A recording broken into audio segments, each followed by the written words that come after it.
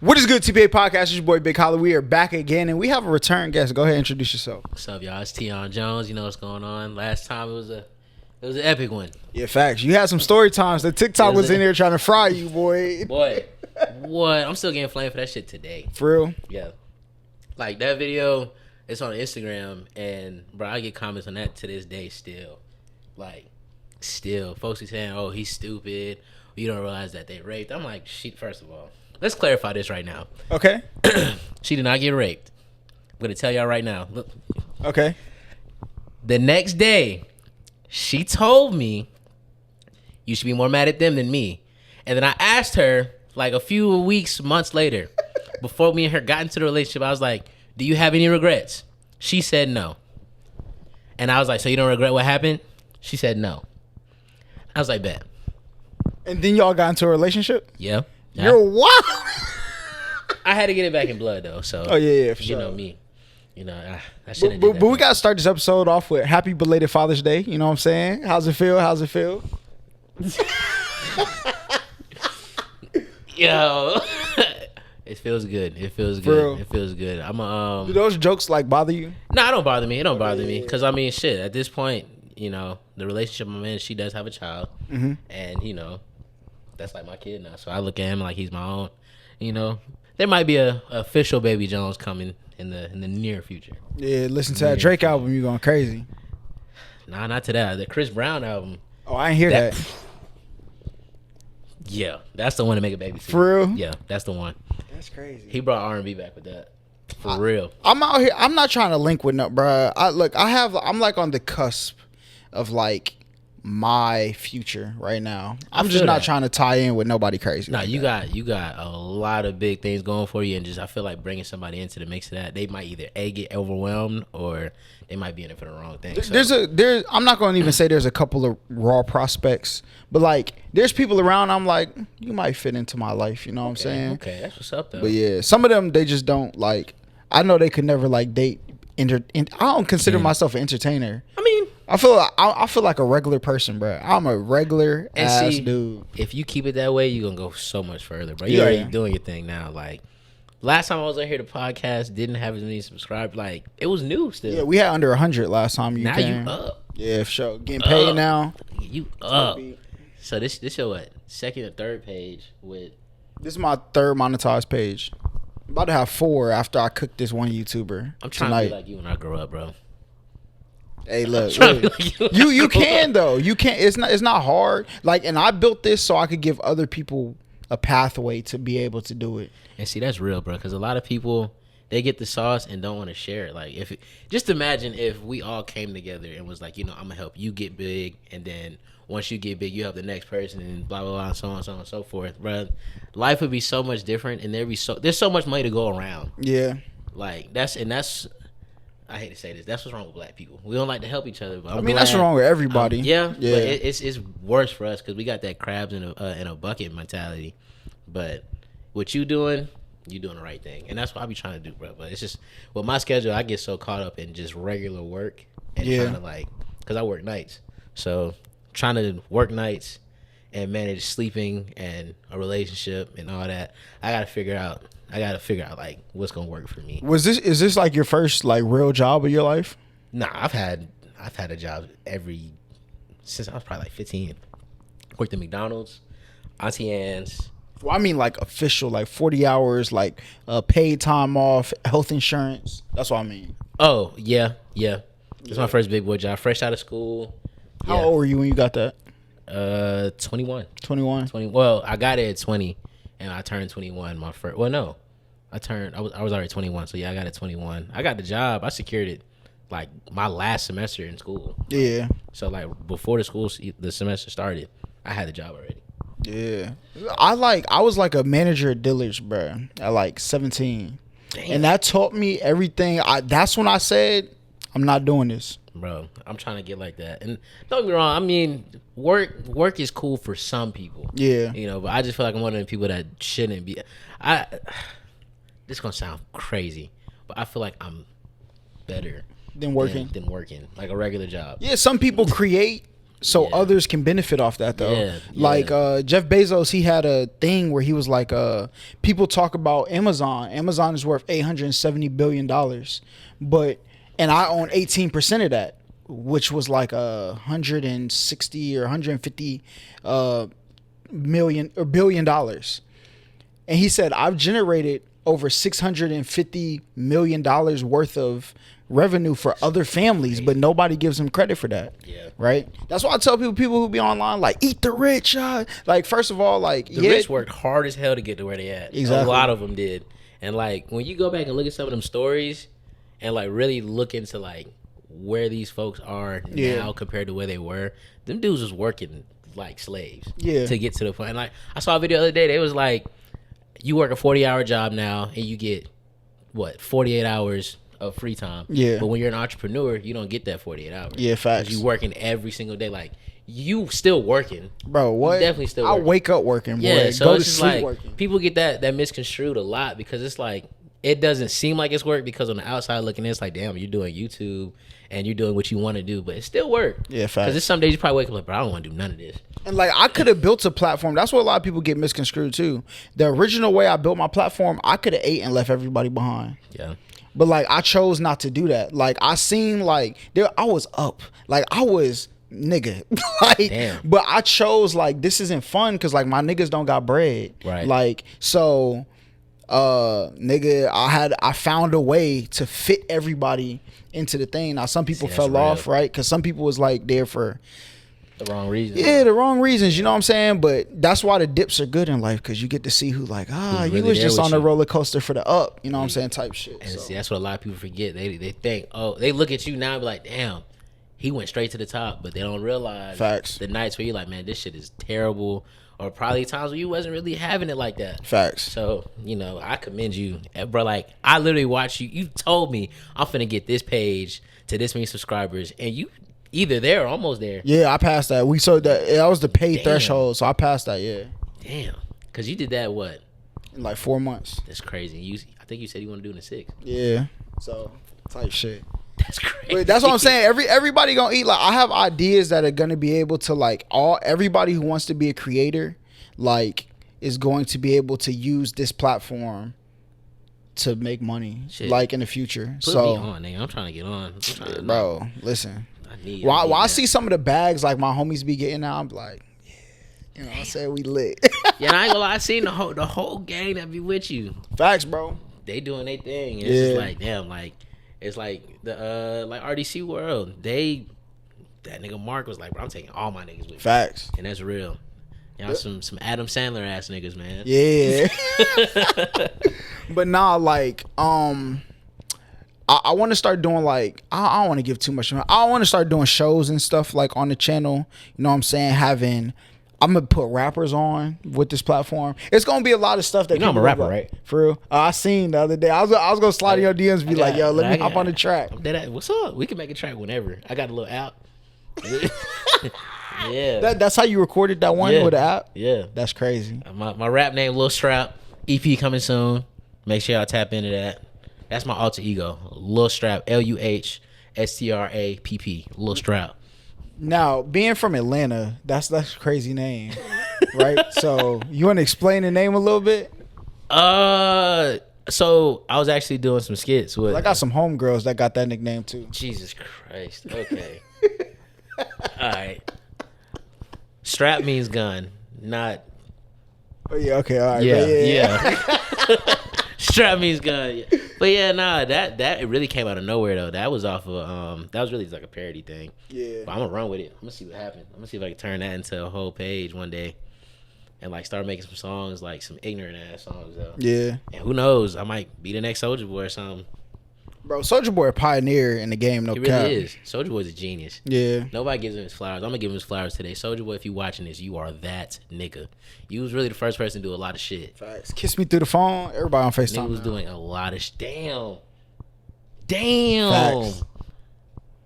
Facts. Niggas said everybody on Face. Damn, that's real. Kiss me through. People don't even have. Niggas wasn't wearing bait. Yep. Damn. Soulja was really doing a lot of shit. Pusha T and Lil Wayne was arguing over it. It was Soulja Boy the whole time. You know what I'm saying? I don't fuck with Pusha T. That nigga tried Why? Drake. He tried Drake. He tried to fuck out of Drake. Pusha T, one of the greatest rappers. Like, that nigga's great, bro. At rapping? You don't think so? Fuck Pusha T. If you're watching this, fuck you. Team Drake? Look, I fuck with Drake. Drake my favorite rapper. Let me not do that, because when he was with was that the Clips? Them niggas was hard. Yeah. Them niggas was hard, but his brother rapped way harder. You heard his new album? No, I did not give it no kind of play. He's not getting no play from me. Nothing. Nathaniel. Pusha T, I'm not listening to any of your individual shit if you're watching this. Respectfully. The Clips was hard, though. So when did you get when Life of Adidon dropped? Yeah, he tried my nigga, bro. You can't. He went the light skinned niggas on that one. I took that personally. I took that real personal. I was like, damn, this nigga gonna go at the captain? Nah. The captain of the light skins? Hell yeah, you don't do that. You don't do that. It's like it's a sports team, and then somebody hit your captain on your team. What you gonna do? You gonna sit there and look at it? Nah. Oh, yeah, facts. I'll fight that nigga if I seen him today. Pusha T, if I see you, I'm swinging. Hey, so some dude tried to run up on stage, you know what I'm saying? About who? About Pusha T? Yeah. That nigga soft. That nigga ran up was soft. He ain't like that. He ain't never had a real nigga run up on him. A real light skin? Yeah. Real thoroughbred light skin? Yeah, with tattoos and shit. All right, so we'll talk about Drake album. How did you feel about Honestly Nevermind? I'll be honest. At first, it caught me off guard because the album title, I was thinking it was about to be like Take Care Too. Yeah. But, you know, it really caught me off guard. But the more and more I listen to it, the album is very good. Yeah. It's very good. It's a different vibe. It's like it's some vacation music. I'm finna go to Miami in a few weeks. I'm tired of people from Middle America telling me the album not good, bro. You ain't never seen the ocean in your life. Right. Like this album is actually very, and you know it's really wild. And let's talk about this for real. Beyonce dropped a song that was the same, and everybody was like, "Oh my god, I love it." And you want to know the crazier part about that? What? I don't know who wrote what, all right? I'm not that guy. But what I do know is Party Next Door, like 2 years ago, was like we're writing for Beyonce. He's in the studio with Beyonce. Damn. And he's also part of the OVO camp. So the people were like, obviously Drake was listening in the other room and stole it. Okay, see, this thing. I feel like Drake's been like planning on going into this lane. This was probably a throwaway album, honestly. He was like, I'm going to put this out and just see what people think. You know what I think he made it for? I think he made it for Fashion Week. Because if you look at the description, he dedicated it to Virgil. Yeah. And that's like a lot of like runway walk music, go turn up to expensive $1 million champagne bottles. Like that's that type of music, bro. I only know because I watched the House of Gucci. Yeah, that, and it's like time for all that what's the EDCs and all that. That's coming up. That's next month, right? July. He's finna, bro. That shit finna go crazy at one of the festivals. I'd go to a festival just to hear that. And he has like a lot of pockets. This how I don't know. People don't know music. Like he has a lot of pockets in the songs where he just let the instrumental play. Yep. And there's gonna be that in the background of a lot of stuff. Shit, they're gonna use his other stuff with this stuff. He's a genius for that. Like I said, at first I was a little disappointed, but when I really took a step back, I was like, okay, let me take the selfishness or like what I wanted the album to be out of it and really listen to what it is. And bro, like the shit really kind of flawless. And then he really at the end, the last two songs, he really let us know like I got something else coming. Yeah. So he had Sticky in there too, boy. Sticky was my joint, bro. Sticky's crazy. They don't want to see me in a moped in Mexico listening to Sticky Boy. They done. I gotta go out the country just to hear that album. Facts. I feel like going to Miami's gonna be cool. But like, if you hear that in the Bahamas, like on an island, bruh. We're supposed to be going on a cruise in August. You know what I'm saying? Y'all can pull up. I want to go on a cruise so bad, but you gotta. I don't know if I can do because y'all going during the week, right? It's like 5 days during the week. Well, we were doing like a 4-day joint. Okay, yeah, 5 days is too long, but 4 days. If we could plan one next year though, I'd do that shit next like May or spring break. This is the other reason I gotta get all my niggas out of 9 to 5s, bro. God damn. This ain't 9 to 5. This is 1 a.m., 12 a.m. to 9 a.m. It's hard to get out of that, bro. Damn. I'm in a shitty predicament. But, you know, I'm not gonna talk junk about the company. They take really good care of us. Yeah. You know, so yeah, I think like the Bahamas would be pretty dope. I've been to the DR too many times. So like DR yet. For real? I've been to the Bahamas, Turks and Caicos. I've been to all them little islands, Puerto Rico. I'm going to Puerto Rico this year. That shit was live. That shit was live. Bro, I'm not gonna lie, bro. Like where this channel is going, like I'm never gonna be in the country ever again. Like never. Like y'all got 18 more months to see my face in the city, bro. Damn. But see, that's how it's supposed to be, bro. Once you get up, get out.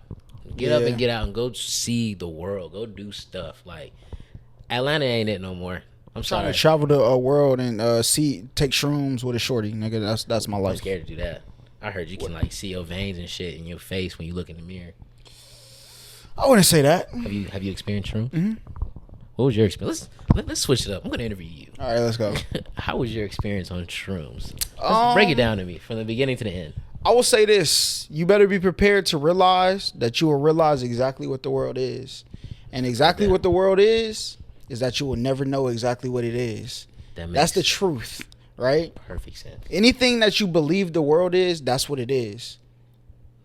So if you believe, and I made a lot of jokes about a lot of different people on the internet. I'm really a accepting person. They really be jokes. So I joke about like furries and freaking furries. You know what that is? No. People who like dress up like animals. They have animal like. Wait a minute. Like personas and stuff like that. So like people be dogs? Yeah. And they'll have like a tail. They'll have like furry gloves, a furry helmet. What does the fox say? You heard that song? Yeah. Yeah, if you watch the video, that's like a video of furries. But like you heard it here first. The people of Atlanta with this furry. Let's dress up as furries one day and go out and do a public interview. Nah, I'm with straight. That shit. Let's do that. I'll go to the furry convention and interview them. I'm not dressing up. Or let's really embody it. Yeah, you could do it. You know, I'll be there with you. Or moral support. We could do it as a team and then go be furries. Yeah, I'll go do some furry shit. So like, damn, how do furries? Never mind. But anyway, back to the shit. So like, if you believe that you're like an alien, your really mind will tell you that that's what it is. If you believe you're a robot, that's what you're gonna be. And like, once you learn that everybody, like, your brain really will take you exactly where you want to be. So people who talk negatively, that's just where they're headed. Damn. So, and people who talk positively always end up in certain spaces. Yeah, nah, bro. I had a homeboy, nigga took shrooms, and he said like his carpet looked like ramen noodles, and he got on his hands and knees to try to eat it. That's what I'm saying. Whatever your brain tells you you're taking in, like if you don't have a grip on reality and you take it, reality can get. If you don't feel like you have control of your reality, taking shrooms will let you know that your reality really takes control of you. That's what you'll find out. I'll be honest, I'm not built for shrooms. I'm not built for that. I think everybody should do it. I'll be honest. I don't know. I'm not good with drugs at all. I'm not. You drink alcohol. Yeah, it's the worst drug. And you saw that. Yeah, you saw that was not. Man, fell off the balcony. You saw how that was, bro. Yeah, nah, you seen that. Bro, yeah. You seen it firsthand. I'm not made for drugs. I just took a shot. I'm hurting right now. For real? What? What I will say is liquor is very bad for you. Liquor's terrible for you. This is the worst thing ever. I think I was off of liquor for like 6 months before I took shrooms. I don't know what it would have been like if I would have took it while drinking. Ooh. But I was ugly. That would have been ugly as hell, actually. You probably would have been in a dark place. I feel like if I took shrooms, I would think I could fly and try to jump off some shit and try to fly, and it wouldn't end pretty. Like, Nah, I don't think you wouldn't do that. I don't know. You should try it though. Go to like a cabin, a place away. See, and that's what I don't need because I'm the type of person that gets missing. I go missing. But that's why you have people with you. You're not supposed to do it by yourself. They ain't gonna be able to catch me. I know me. What? Because, bro, no, I can't do shit like that. I can't do anything psychedelic. Cause that's psychedelic, right? Or whatever you call it, hallucinogen, whatever it is. So you don't like smoke or anything? I don't do none of that. I can't do it, bro. In college, I tried it. I was watching TV and I was watching the game. Actually, I was watching the Celtics. Jason Tatum turned red at the free throw line. His entire body. I was like, yeah, nah, this is not it for me. So, I would say definitely you have to try like the liquid versions of stuff though. I can't do it, bro. This is just not for me. I can do alcohol barely, but anything else, you have to just trust me, bro. I can't even do CBD. That's cap. No, I'm telling you. The gummies, I tried them shits. No, it's not for me. None of that shit is for me. I think you be too cap. I think you be too tense. That's why stuff do that to you. Very high off life. I don't think I'm tense. I look tense. You gotta be, because that's the only way. If you get messed up by CBD, you're done. I'm just not, bro. When I tell you, I'm not good with medicine. I got my wisdom teeth taken out. I didn't take. Judging by your story times, you might be like addicted to coochie though. For sure. I might be addicted to some puss. I might be. Only one puss though. Right now. Nah, for the rest of my life. I mean, even but prior. That might have been my my vice. That shit had a grip on me, literally. I'm trying to find it, bro. I be trying to tell people wherever they're like, what? I'm trying to find I'm gonna hit you with my car, cooch. Where is it, bro? I can take you there. Please direct me to the I'ma crash my car into you, cooch, bro. Do you really want that? Yes, because listen. Nah, like I can. Are you serious? Nigga, yes. Can I call somebody? Not on the podcast though. You know what I'm saying? But look, like I'm about to say, I can bring that to you. I've heard today. Bro, listen, I've heard one person tell me about somebody who had he said it was such a crazy experience, he couldn't go back. He blocked her. I ain't gonna lie, I almost killed somebody. Ooh, I shouldn't talk about that. Well, let's word it a little bit differently. You almost got violent. Yeah, like with another. Like with the person or like somebody else? Somebody else tried her in front of me. And whew, what happened? Like he just like walked up and talked to her? Nah, like okay. Story time. Yeah.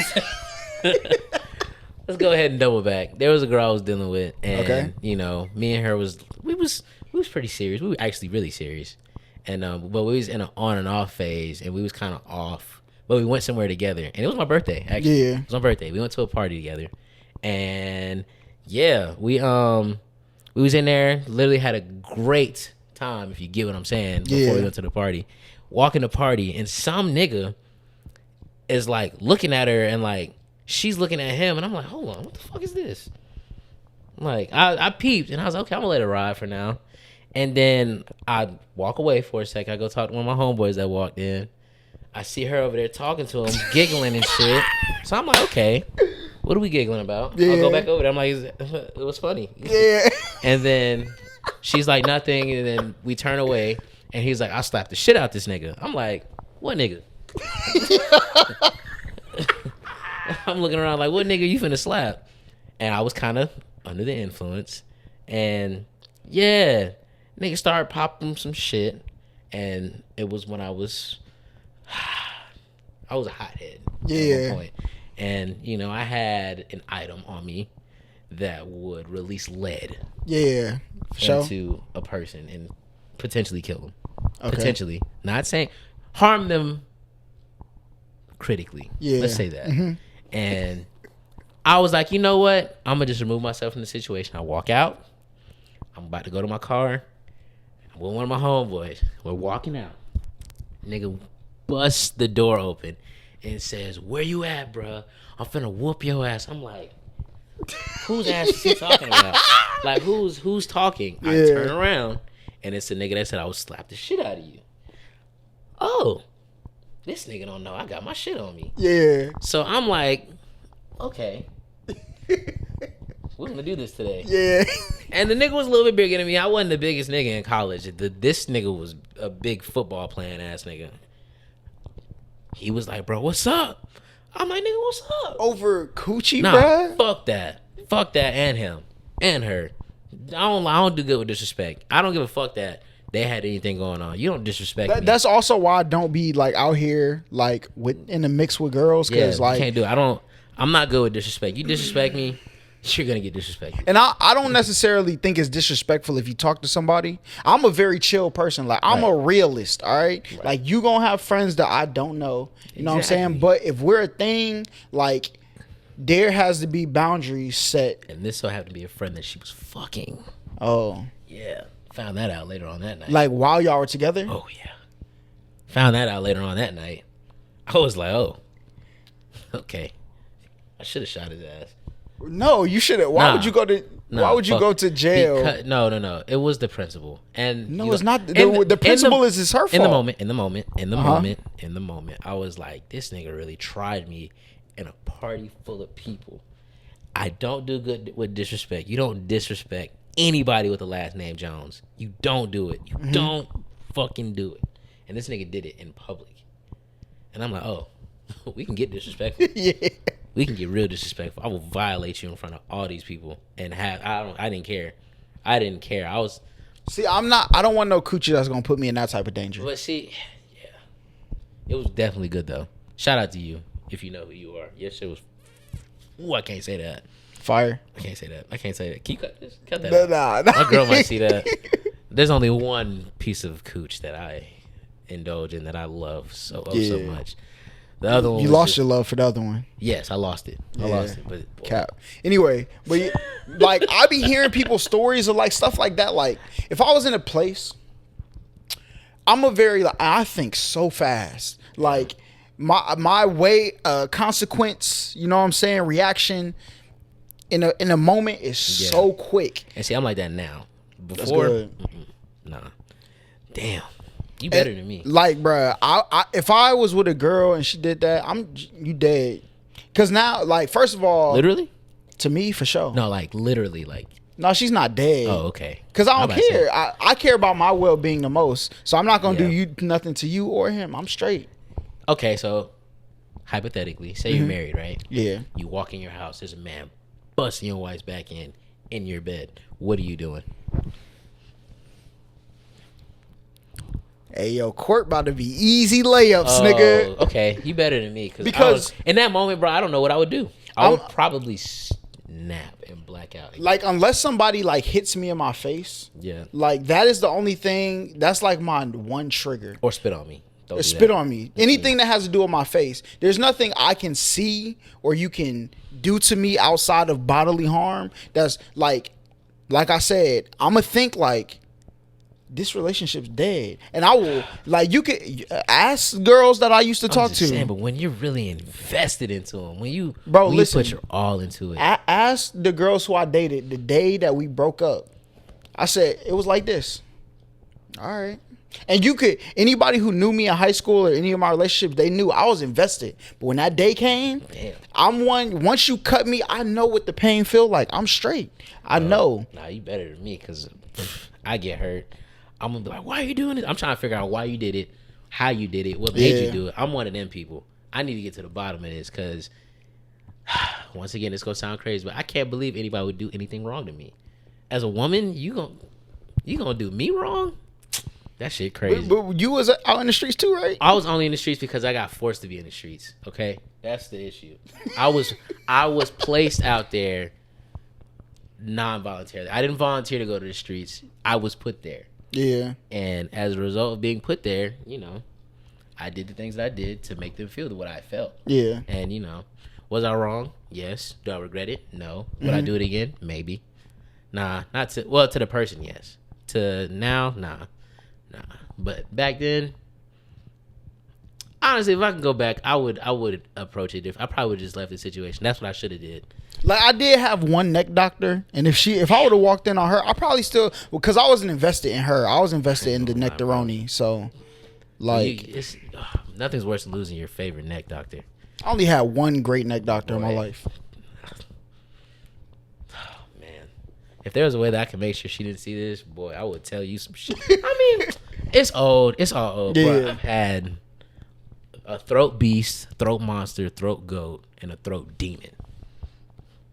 Yes, I've had all four. Was that four? Yeah, 4. Yes, all 4. And heavens is all I can say. Good oof. There was one girl, never forget this shit, boy. She was basically Tiana Trump. I ain't never experienced nothing like this, boy. For real? I hope you're doing well today. That's how good that's how that was. I hope you're doing fantastic in life. It was like that.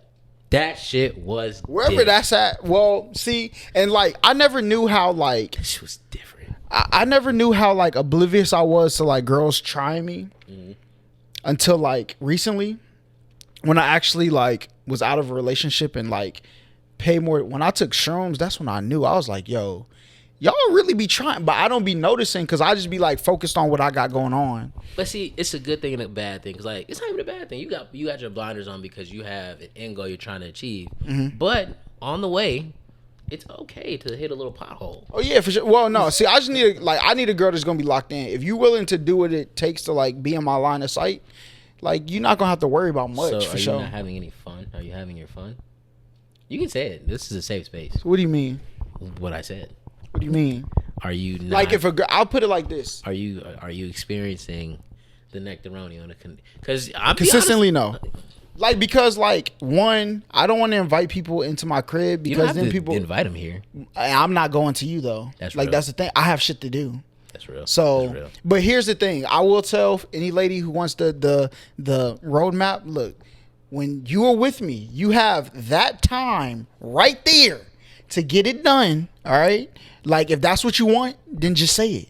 Like if that's what you want, because as soon as I go home and think about the consequences of fornicating with you, it's over with. Damn. Because like now it's just not worth it. Like I don't know if you got a secret nigga, because I know if you're gonna love it here, and I'm not fighting having Tione Jones running my crib. All right, relax. Okay, that was old Tione. Let's clarify. This guy now is not gonna run your crib. Yeah, but see, I don't want that, bro. Because a lot of niggas ain't out here doing their job. And I go out here, especially here, it's dangerous, bro. Because this gonna sound so crazy, and I really hope I don't offend any woman that's watching this, but most of these women in Atlanta have a main nigga. They have a nigga that's looking for them. That's literally like she has him wrapped around her finger just in case she don't find exactly. The one. And this nigga will do anything for her. Facts. But she's out here for the streets, throwing that neck around, throwing that little coochie cat around. I done had girls, bro, like until like they got to the point where they're like, all right, this nigga's not going for it. Then they told me they got a boyfriend. See? I'm like, see that's why patience is a virtue. You ever hit another nigga's girl? Yeah, you have. Let me think. Like knowingly? No. Okay. Knowingly, I have not. Okay. Not knowingly. Okay, so when you found out, did you hit again? No. When I found out, I stopped talking to her. You real. You better than me. I'm like, shit. Well, mainly because I only found out because, and this is why I say this, because she called me while she was with her dude. Oh, nah. She tried to put you in something. No. He wasn't in the vicinity of the phone call, but she was at an event with him, called me and said, I want to leave my boyfriend for you. Now, it was news to me that she had a boyfriend in that conversation.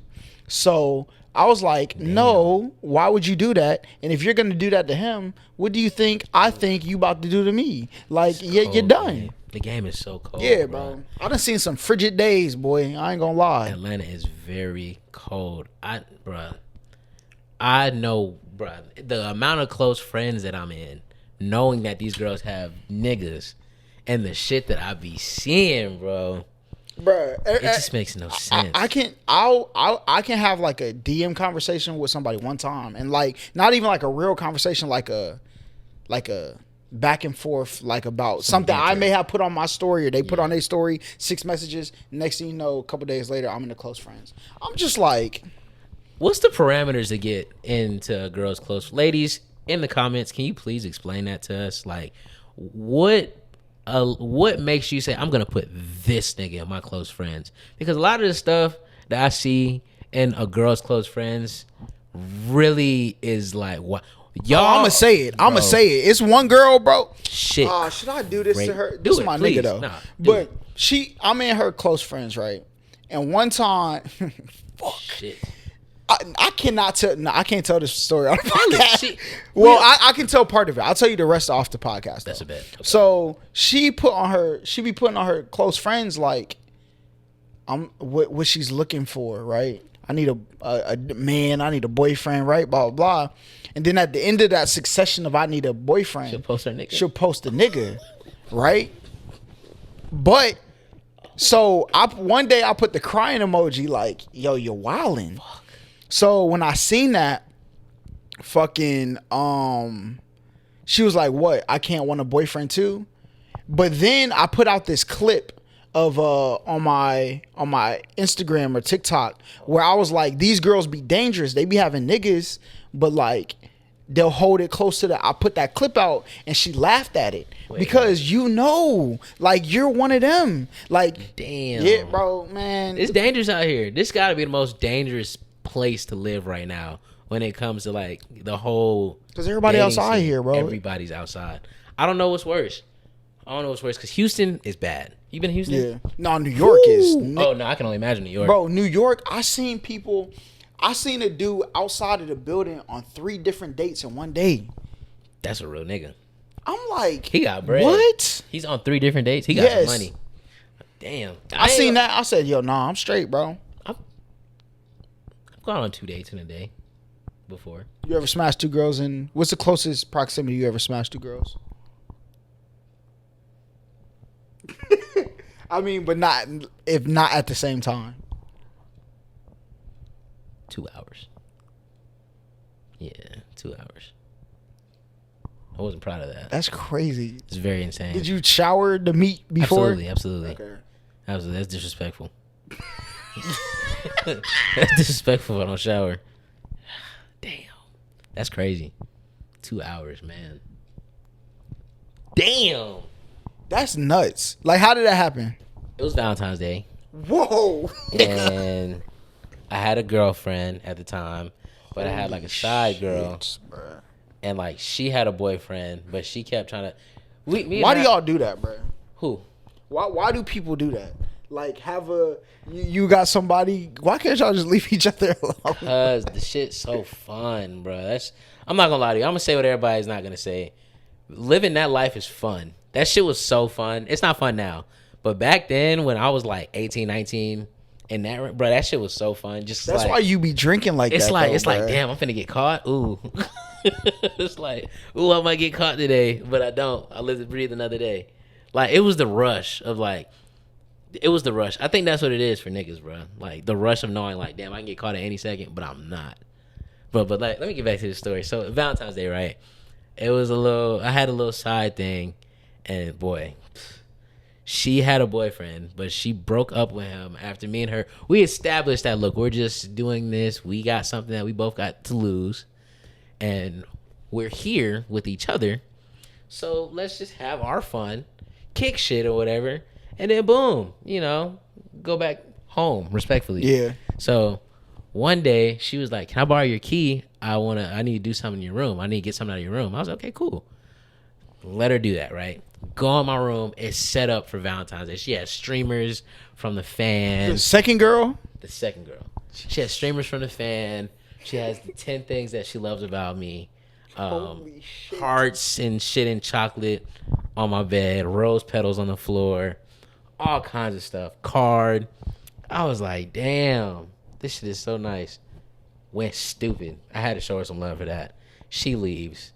My girl at the time calls me. What are you doing? You smacked your girlfriend second? And I left all the decorations up for her. No cap. She's like, "Oh my God, you did all this for me." I was like, "Yeah, give me like an hour." I was like, "Give me an hour. Pull up. I'm doing something." I take the shit off that was like the things about me that the girl liked. I took the things that like was really specific to me, and that my girl at the time that could be specific to her. I just moved some shit around, right, and left those on the wall. Rearranged the chocolates. Rearranged the rose petals. Left the streamers hanging from the fan. She walked in and was like, "Oh my God, you're so sweet."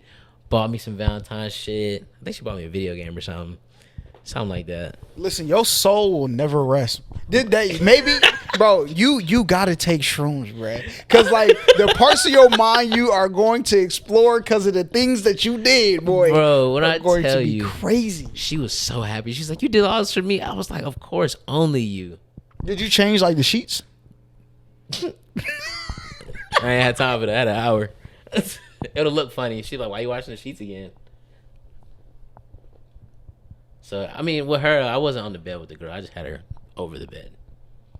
So, respectfully. Didn't get any juices on the bed. They were just on the floor next to the bed. You're a sick man, bro. Bro, look, you gotta get it how you live, man. Living that life. I'm telling you, that shit was fun. That shit was really fun. But the more and more I think about it now, it's not cool. Children, don't be like. So do you ever? Well, obviously you have the girl of your dreams right now. Yes. You know what I'm saying? Love her to death. So like, how do you lock away like those thoughts? I'll be honest. It took.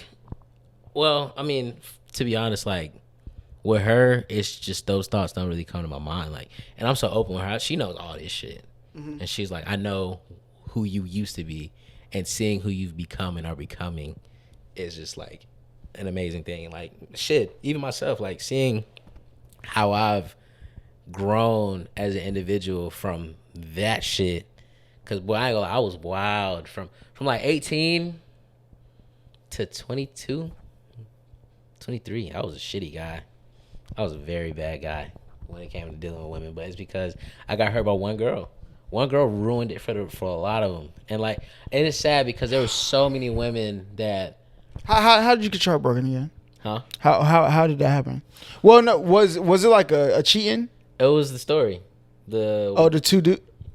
Okay, yeah. But I'm gonna tell you. I'm gonna go after. I'll let you finish. So yeah, that really messed because I was like, damn, somebody can do this to me. Bet. And I just ever since then, I was like, I couldn't trust a woman. I was like, yeah, all this sound good, all this sound cool, but you can still do that. Yeah. Shit. Even like I was dating a girl. When was that? The beginning of 2020.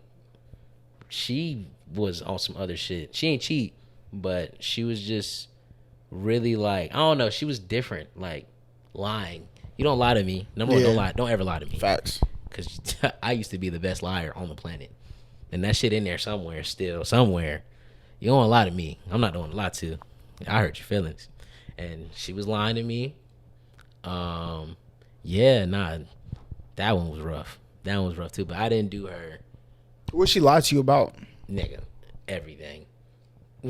Everything. Like what? She lied about fucking one of my homeboys before me and her even got together. Oh, this was the one with E, right? Yeah. Okay, yeah. Okay, so yeah, I know the story. Yeah, she lied about that. She was just lying about a bunch of dumbass stuff that was unnecessary to lie about. Bro, you want some crazy shit? I did some stupid shit for that girl. Like what? I paid her tuition. Kept her in school. Yeah, man. That shit they go to Georgia State where tuition is handled by some random nigga that live in Atlanta that she only sees when she feels obligated. Admitted it to me the first time. Paid her tuition. Nigga, what? Paid her phone bill. I was a sugar daddy, basically. I look back at that, boy. I could have. This is what I want to tell dudes, bro. You do not have to spend a penny on a girl to have the vibes, bro. And see, you don't. It wasn't even that because like I wasn't spending money on her before. This is after we got together. Okay. And it was just like, damn, like I look back, I'm like, damn, did you really just come up off me for a little bit, for a few months? Damn, I can't, bro. That shit's ass. Did I help pay tuition? I didn't. I definitely helped. I finished the remaining balance for the semester. That's crazy. Yeah, that shit was stupid. That, I helped pay some of the credit card. Nigga, I was just... It's gonna, like, for me, well, I'll say this. The reason I never fell into the trap of, like, oh, I was heartbroken and there were points in my relationship where I knew I was falling out of love, but I let it keep happening until I knew this isn't the place for me. So by the time the breakup came, I wasn't like heartbroken. It was like, nigga, I knew this was what it was. And see, I think that's what the issue is. Like, a lot of us, we get so caught up in trying to fix shit. But it's like, once you start falling out of love with anybody at any second, that's when you really need to walk away. I put it like, I'm not fixing nothing I didn't help break. In none of my relationships, like, I have the communication skills to fix, to get through things. Yeah. But if you are willing to have two-sided conversations, then like now, I don't say that to say there's nothing I do wrong, but I will talk about it. right? What are your flaws in a relationship? Well, in your last relationship, what do you think your 2 major flaws was? Everybody has 3, but what was your 2? What would I say my 2 major flaws were? I think the amount of the timeline of how things should go may have been like my flaw. Sometimes I'm like a person who, and I couldn't even say this is a flaw. I don't want to be that person. Like, what's your biggest flaws? I work too hard. I don't want to be that guy. But like, when I know there's something I want to do, I do it. You lock but in. Everybody's not like that. Right. And I think one of my major flaws is not understanding that everybody's not like me.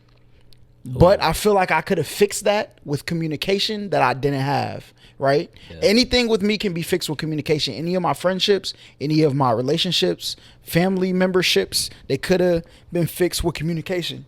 But the reason it's a flaw on my part is because if I wasn't like that, this wouldn't happen. So I would say that. And that's how I am. I would say, like, I'm not gonna say I'm nonchalant, but like, nigga, if I'm with you, I trust you. Like, I'm not. If you want the toxicity of running after you, checking, I'm not asking for your location. Unless if you out of town and you feel unsafe, share it with me. Yeah. But I'm not gonna be sitting there. Look, so what cafe you at now? Oh, where's that picture? Why are you on the ocean? I'm not that nigga, bro. I don't give a fuck. Like, my peace is too valuable to me. I don't care. And some girls, they feel like they need that. But like, let my actions in my relationships tell you how much I care about you. Exactly. Me trying to like guard you from dictate. Yeah. Girls be one, I don't know, bro. Girls are weird in that sense, because like a lot of women, they say they don't want to do that's all down their back. But when you come in contact and you deal with a dude that's nonchalant, like, all right, I'm going out with my friends. All right, bet, cool, go ahead, have fun. Yeah. You don't care where I'm going? I mean, no. Yeah, you going with your friends, right? Like, you're not gonna ask me where we're going? No. What I need? If something goes wrong, you'll call me. Yeah. And shit, if you hear, it's not hard to find somebody in Atlanta. Honestly, everything, especially where I think hard. Like, and I realized this watching like some of the old sitcoms we used to watch. Things that people don't understand satire. And some of the jokes, like, girl, where you going? Like, they want that. Then they see the toxic version of it in, like, movies, right? Where it looks real. Or they friends. Yeah. So, like, really, I think what girls want is just a good time. Like, oh, I'm going out. Who you going with looking like that? Hold on with you. Right, That's what they really want. They want to feel like, oh, this nigga cares. Yeah. But I care. It can come across like that you want. Where you going? Who you with? Like, some people... They don't have the sarcasticness with them, right? But that's why I be telling a lot of dudes, like, if you know how to joke with girls, you can go a long way. You're done. Believe me. Far. Like, if you see me in a place, like, and I'm with a girl that I don't know she has a dude, and you see her over here laughing, come get her. All right? Because she's going to have my Instagram in about 2 minutes. Come get her. Okay? And you're done. Come get your bitch. Yeah, facts. So. Respectfully, though. I have to say bitch because I don't know her name. Yeah. So, I asked one of my exes, when I got out of my last relationship, I asked my ex before that. I was like, what do you think was, like, wrong, right? Like, where do you think everything went wrong? She was like, really nothing. Like, sometimes, like, I felt like you took things too seriously. But, like, other than that, like, it was really just me, like, thinking the grass might be greener somewhere. That's all it was. That's not good. I mean, I don't care because, like, nigga, look, I'm happy now. Look. Right. I got the bag is about to be nuts, too. She's by herself. No, she's with a nigga probably not as up. And she's probably not about to be doing. She had another baby with him, too, though. So. Another baby? Yeah, because she had a baby when I was with her. I dated a girl with a baby in high school. How'd that work for you in high school? That's my nigga. To this day. Cause like how long you together? 5 years. Damn. So I put him through like pre-K, everything for sure.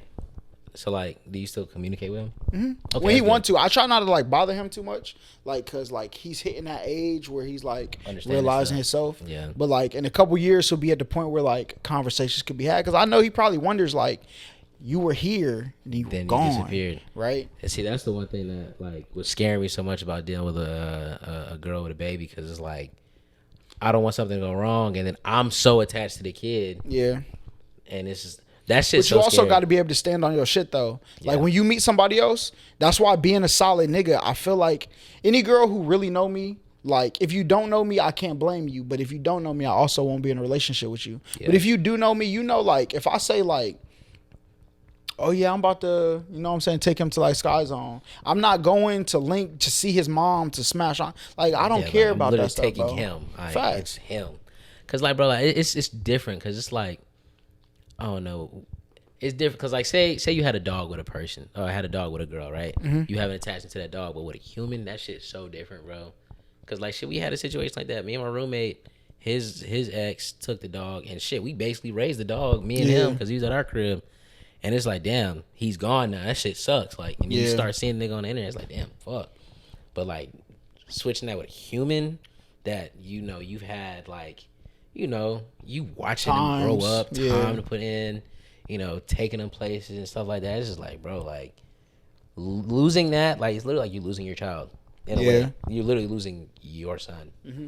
That shit. But that's what I'm saying. Like, everything comes with communication. Yeah. Like, I know if I'm able to talk to you, you'll understand why I was in a position. That's why I just bank on that. Like, a lot of times, like, people who don't understand certain situations may feel a way about me. I know, like, once we have a conversation, you'll be like, all right, because a lot of people are used to people who do things in malice, right? Yeah. That's what we learn. We remember the hurt more than the happy, right? Boy, so if you feel hurt, right, just talk to me. Ask me why I did what I did, and then I'll let you know.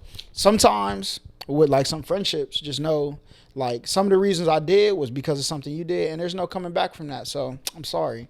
Like, yeah, but that should be tough for friendships too, because it's like, bro, like, you've been friends with somebody for so many years, right? I don't give a fuck how long we're friends. You become toxic to my life, you're done. Because I would never, a real friend, I'd never become toxic to somebody. I'll remove myself. None of my, like, downfalls or pitfalls are going to fall on you without me. For example, like, say we had a crib together, right? And, like, everybody made sure they cleaned up, but, like, you had, like, I came down with, like, some sickness, and, like, I could not, like, get up and clean, so I stopped doing my part. Some people would just let it happen and be like, yo, bro, what the fuck, blah, blah, blah. And I would never let that happen and not come out and tell you, like, bro, look, like, this is what's going on. I can't really, because now you at least have an understanding of why what's going on, and you can find a comfort zone in that. But, like, if somebody just lets that happen, because at the end of the day, I don't care that you were sick. I care that you put me in this situation. You could have let me know. Yeah. But you didn't. And that's what true friendship That shit come down to communication, bro. Because I've had some run-ins with friends that, you know, try to go after a girl that I was, like, had something serious with. Yeah. And I was, bro, like, I don't know how y'all feel about it, but, like, the whole code thing. Like, if I was in a serious thing with somebody, nothing went wrong, we just went our separate ways because time ran its course. You don't go down that road. Why? You know what I'm saying? Why? So if you was dealing with a girl for 2-3 years, right? Y'all were really serious, you know, but something y'all distance messed y'all up. Yeah. Right? And y'all are still close. But listen, when we get out of a relationship, I'm done. What you do after that? You can. So would you be cool with your best friend dating somebody that you was? Well, first of all, I wouldn't. I don't think none of my best friends would. First of all, they know if I left, there's something had to be there. But like, would I care? Probably not. Like, so if they went behind your back, didn't ever bring it up to you, they just but see now you didn't. But see now you're doing some snake shit. Yeah. Like if you felt like, yo, I'm gonna talk to Shorty. All right, because what's it called? The girl I dated in high school, right? So she dated. Do you know? I don't know. I don't want to tell his business, but he dated her after, right? And we was cool. You know what I'm saying? I was like on the Mountain View Cypher. He recorded and all that stuff. So like. When I was going through Snapchat one day and I seen her on his Snapchat and neither one of them told me. And I was like, all right. So I seen her like a couple days later because we were still in that like figuring out if we're going to be back together. Right. Like if we're going to try to work on it. And when I seen her, I was like, yo, you know what? you should probably be with him because like the shit that you said you didn't like about me, he's like a real like go to the club, dance with his girl. You know what I'm saying? Life of the party. When I'm in public, I'm chill. Yeah. Like when I'm in private, I'll turn up. You know what I'm saying? Whatever. But when I'm in public, I'll be like observant until I know my environment. Right. And I told her the next day I seen her, I was like, yeah. She was like, what do you mean? I was like, well, I seen you on his Instagram, you know, on his Snapchat. You know what I'm saying? So right. It is what it is. And then like they ran the course of their relationship, and then I seen him after, and like he was like, man, you know what I'm saying? I know it's kind of like fucked up, blah, blah, blah. I was like, bro, you could have told me, nigga. I don't give a fuck. We're adults, nigga. I didn't want to be with her. If you want to, that could be the love of your life, nigga. I'm not going to stop you. If niggas communicate, it's cool. But if you going behind my back and trying to be slick and hiding it from me, and then she comes to me and tells me like, yo, this is what's been going on. It's kind of weird, but I just thought you should know. I don't want to mess up anything, but like, she knew to mess shit up. But I just think that's crazy, bro. Like, niggas really will snake you for a girl. Yeah, facts. But I will say this, though. If we're friends no longer, I mean, like, I don't call people not my friends. There's people who I haven't seen in a while. Yeah. If we are not friends no more, listen, every girl that you ever talk to is back on the table, my boy. Oh, for sure. You're done. For sure. But if we was like this, yeah, I brought her around you, introduce you to her, and then you go behind my back. Cause that means like when you first seen her, he's like, "Oh, I'm trying to." That's not what that means necessarily. Shit, that's what that means. Nah, some people it is. Some people it's space opportunity. Sometimes it's genuine like, so there may be like, you may be open to having conversations with people that you wouldn't have if your homie was dating them. So mind you, like, they might be at a party, right? And they know each other because of you, right? But like, y'all have broken up, you know what I'm saying? And they may have a conversation where he like, yeah, you know what I'm saying? I actually just got out this relationship with this bitch, blah, blah, blah. Oh, dang, that's so crazy, you know what I'm saying? And now they're going down a road of communication that they would have never actually had back then with the open mind. Not going for it. Oh yeah. I'm sorry. That's it's but just what if the girl you dated was your other one's soulmate? Talk to me first. Don't go behind my back. Don't ever. I don't like that. Don't sneak behind me. Yeah, sneaking. Yeah, that's what it is. Because it just felt. It felt. So if he comes back to you like, yo, bro, I seen such and such at the party, and I ain't gonna lie. Off rip, I'd be like, cap. No, I'd be like, word. That's cool. What are you trying to do with that? Because like, it's crazy. Did you feel that way when I was with her? Yeah, that's really what I be thinking, like in the back of my head. Because it's like, bro, like, you seen her because of me. Only reason that you think anything about her is because I brought her in your presence. Yeah. Thinking, oh, this is my lady. You're my friend, best friend at that. Mm-hmm. Introduce y'all, cause shit, I didn't know where me and her was gonna go. Ended up not going nowhere, and then 4 or 5 months later, you try to slide and be with her. Yeah. Tell her you love her. That's crazy. That's crazy as hell. I don't give a fuck. Nobody say that shit wild. Don't ever do that. That shit is so wild. I wouldn't. But I used to have homies that like mess with a lot of girls. That's fine, but don't mess with the girl. Well, no. But I say that though, like, if it was a throwaway, cool. But I say that to say this though. Why is it fair that if I have a homie who smashed like everybody, talk to everybody, you know what I'm saying? I get out of a relationship and you're like in our immediate vicinity, like 30 of the girls we know, you done ran down on 15 of them. Damn. Why would I have to cut out because when I was in a relationship, I was focused on my girl. Right, but see, it's different if they're just running through them. If you're trying to be with them. Well, nah, these niggas are possessive, bro. You pop out, they're like the types that be like, oh, I see such and such and talking. Like they feel like that's still yeah. They're like some one of them niggas, bro. For sure. My collection ass nigga. Yeah. I understand that, but I don't know.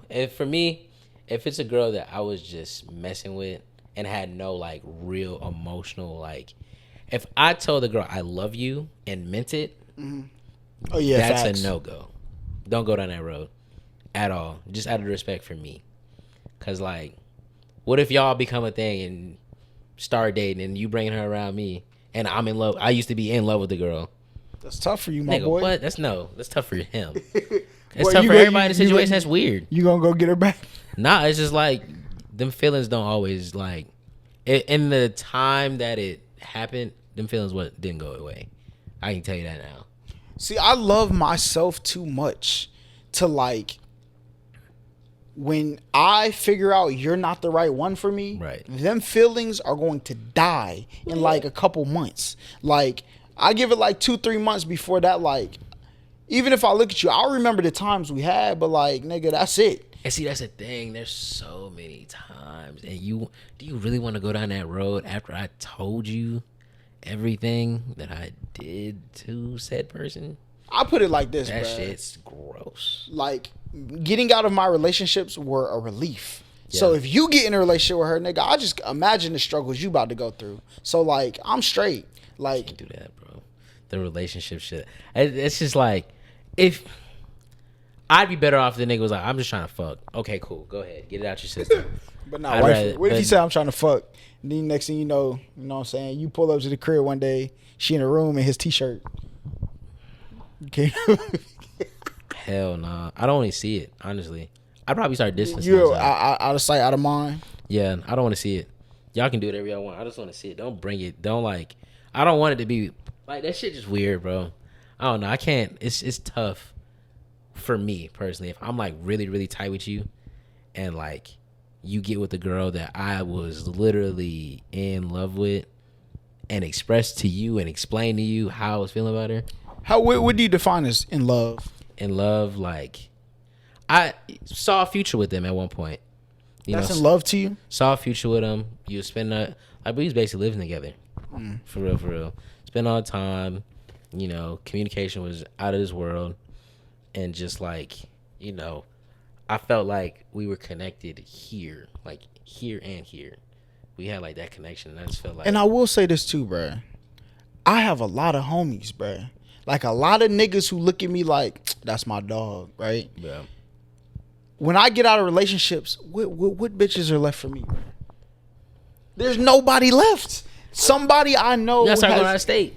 You said, nah, see, I'm not doing that, bro. Go out of state. Go I guarantee you'll find the love of your life in Houston. Cap. I mean, I think I can find the love of my life anywhere. I think the love of my life depends on who wants to be there. Do you see yourself getting married? For sure. I want to get married. Like, nigga, I'm going to be the best. Like niggas that are in relationships now are actually should be happy. I'm not in a relationship, a happy one, because I would have niggas. You know how people be looking at Lil Baby? Oh, yeah. Look, he bought money bag. Well, money bag. Yeah, look, he bought. Listen. Like, that's cool because that's a celebrity. Yeah. But I would be on y'all ass. Like, I'm talking about your girl. Oh, look, this nigga Holla took his girl to. That's how it would be right now, bro. I'm not. Hey, I feel you. That's how I'm like that a little bit. We ain't doing a whole lot. I mean, shit, we did a lot, bro. But you know, being in a relationship, it's a great thing. Being in a healthy relationship is a great thing. But once, like, I don't know, that shit is different, bro. It's really different for me now because, like, I haven't really had, like, this is my first true, like, this is my girlfriend, I'm her boyfriend, like, healthy relationship. Yeah. There hasn't been no bad shit. Nobody did anybody wrong. And it's like, this is my first time experiencing that. Yeah. Like, officially. Like, I've dealt with girls for years on end and never made them my girlfriend at times. But the actual girlfriends that I've had leading until this one, all shitty. But they weren't shitty. The situation went bad, and the situation ended up being shitty. See, I just don't end up in relationships with girls like that. Yeah, it's hard, bro. I was very bad at picking them. Very bad at picking them. I think, like, I never want to bash my exes. I think they were good people. I think my standard of what I wanted was just higher than what they wanted to commit to. Yeah. So eventually, like, different pages. That was my issue. Different page. I was a different page ass nigga. Yeah, but if I could get like if I could, but if I ran into a girl who was like, listen, we just gonna have fun, nothing. But the thing is, people be trying to play like I feel like when girls get around me, they like want what I have to offer, but don't want to commit. Not even commit. They don't want to draw a line. And I be telling people the reason I don't be smashing people like that is because, like, either we're going to smash and be on the way to a relationship, or we're gonna smash and I will never look at you as that girl because I'm just not gonna open myself. I'm gonna let you do you in both situations. Like on the way to our relationship, if you're still dating around and I'm in the picture, I'm Himothy. All right, that's how it's like supposed to be. niggas are going to fade away over time, but if that's your intention. But if your intention is like, nigga, I don't really want to be in a relationship, but I'm trying to do this, I'm gonna put you in this box. And before I have sex with you, you gotta pick one. All right. So if you don't know which one you want to pick yet, we're just not gonna have sex till then. You a real one, bro. I'm gonna be honest with you, because a lot of if everybody or most niggas adapted that mindset, there'd be less bullshit going on. Facts for sure. And like, bro, I adapted that or adopted that recent, like with the situation I'm in now, the relationship I'm in now.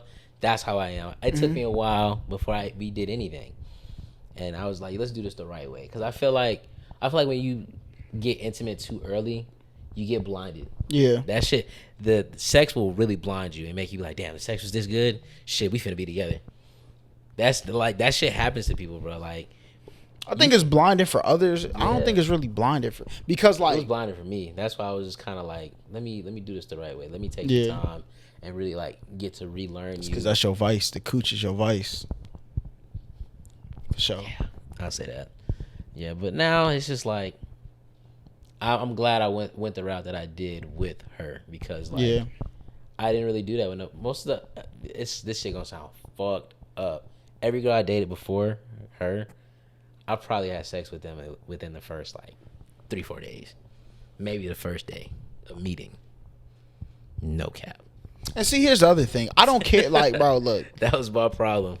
Dudes find girls like that and I could never wife her because look how easy it was. Like, nigga, the box I'm going to put you in, like a lot of niggas get girls like that and they bash them. Then that's why niggas have access to them. I'm going to take this girl and I'm going to put her in this space. Not like a pedestal, but a space of like, I'm comfortable here. I can trust being here. I'm happy here. I'm taken care of here. Like that space where like, nigga, she's not going to want to. Most people just want to find one comfort place. The home is where the heart is. That's right. Facts. And I feel like niggas don't really date no more though. Yeah, for sure. That dating shit, niggas don't do it the right way no more. I feel like the right way of dating a girl is like, you go pick her up, you take her to dinner, take her to a movie, y'all kick shit after, go get a little dessert after.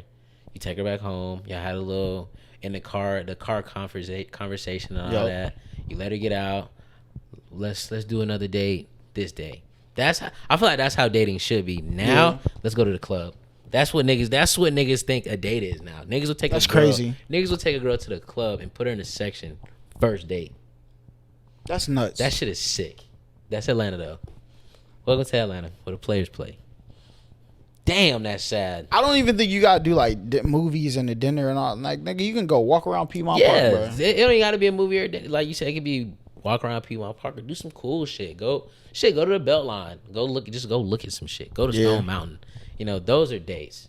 Niggas and I'm also like, I think a lot of people like bought into the idea like, I don't want to get in a relationship right now. I will be damned if I let the woman of my dreams walk past me because I don't want to be in a relationship. You're done. And because I have that mindset, you got to. So if this is how I put it, if you let me walk out, then I just wasn't that nigga. That's and there's real. Nothing you're going to be able to do to backtrack to get me back in this circle. That nigga again, I was that nigga before I walked into this. You didn't see it. Yeah, that's fine. That's how that shit be. And it's I be trying to like not listen to my gut because like most people get like one day with me, right? But you get one day. I'm like, that's good though, because that means you got an intuition, a good intuition. Because like, just think, if you don't listen to your gut, you can end up in a situation that you just dragging along, and don't even realize it. But I've been there, done that. But see, niggas be too thirsty. They'll take a girl on a date. I'm going to take you on one date, and if you really fuck with me, you going to make sure we go on the second one. I'm not asking for a second one, nigga, because, like, nigga, I extended my hand, and my relationship got to be a give or take, or I'm not doing it. And it doesn't have to be like a you plan a date, you take care of it, nigga. I don't give a fuck. Like, if you come up with a place like, hey, I want to go here. Bet, all right, let's do this now. Boom, we on road. Shit, even my approach to women was different. I'd never ask for girls' numbers. I would give them my number, and if they were interested in me, they would reach out. That's game right there. That's game right there, niggas. Going forward, if you see a girl in a club or wherever you see her at, grocery store, bookstore, whatever, Give her your number. Fuck her head up. She's like, oh, you want my number? I'm like, no, you take my number. You'll use it if you want me. Simple and plain. Or if you're interested, you'll use it. Yeah. I feel like that's a good sign to see if a girl really is fucking with you. Yeah. Cause like any you can go get any girl number, but for her to take yours and go out her way to remember you. Yeah. Hit you up. Call you. If a girl calls you the next day, that says a whole lot. That shit so, bro. I mean, it really don't say nothing, to be honest. Like if it shows that she's interested. Yeah, interested. It shows that it says that a lot about her interest. Cause it's like, damn, let me call this nigga instead of texting him. Yeah. What's up with you? Be giving out your Instagram, or do you get girls' Instagram, or do you get a number first? I really don't be asking girls for nothing, bro. Like I don't like player. This shit just fall in his lap, man. I'm trying to be like, because like I feel like one, if I could, I would never approach girls with the intent to talk to them. Because, like, if I do that, you're going to show me your representative. I am going to be cool. I'm going to mingle in the same circles as you. We might bump elbows a couple times in the same spot.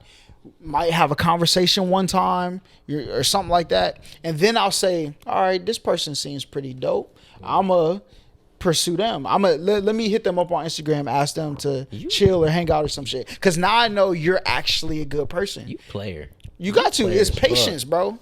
Like, people only show you who they really are when they think you're not looking. That's the truth. Yeah. That's why you ain't never seen a friend stab somebody in their face. They stab them in their back, bro. Once you think somebody's not looking, that's when they show you who they are. So, damn, I'm not approaching you because like people may disagree. There's gonna be people who agree. I feel like, nigga, I'm a catch, right? So.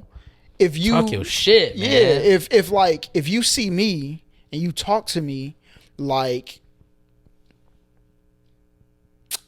where was I going with this? Oh, I feel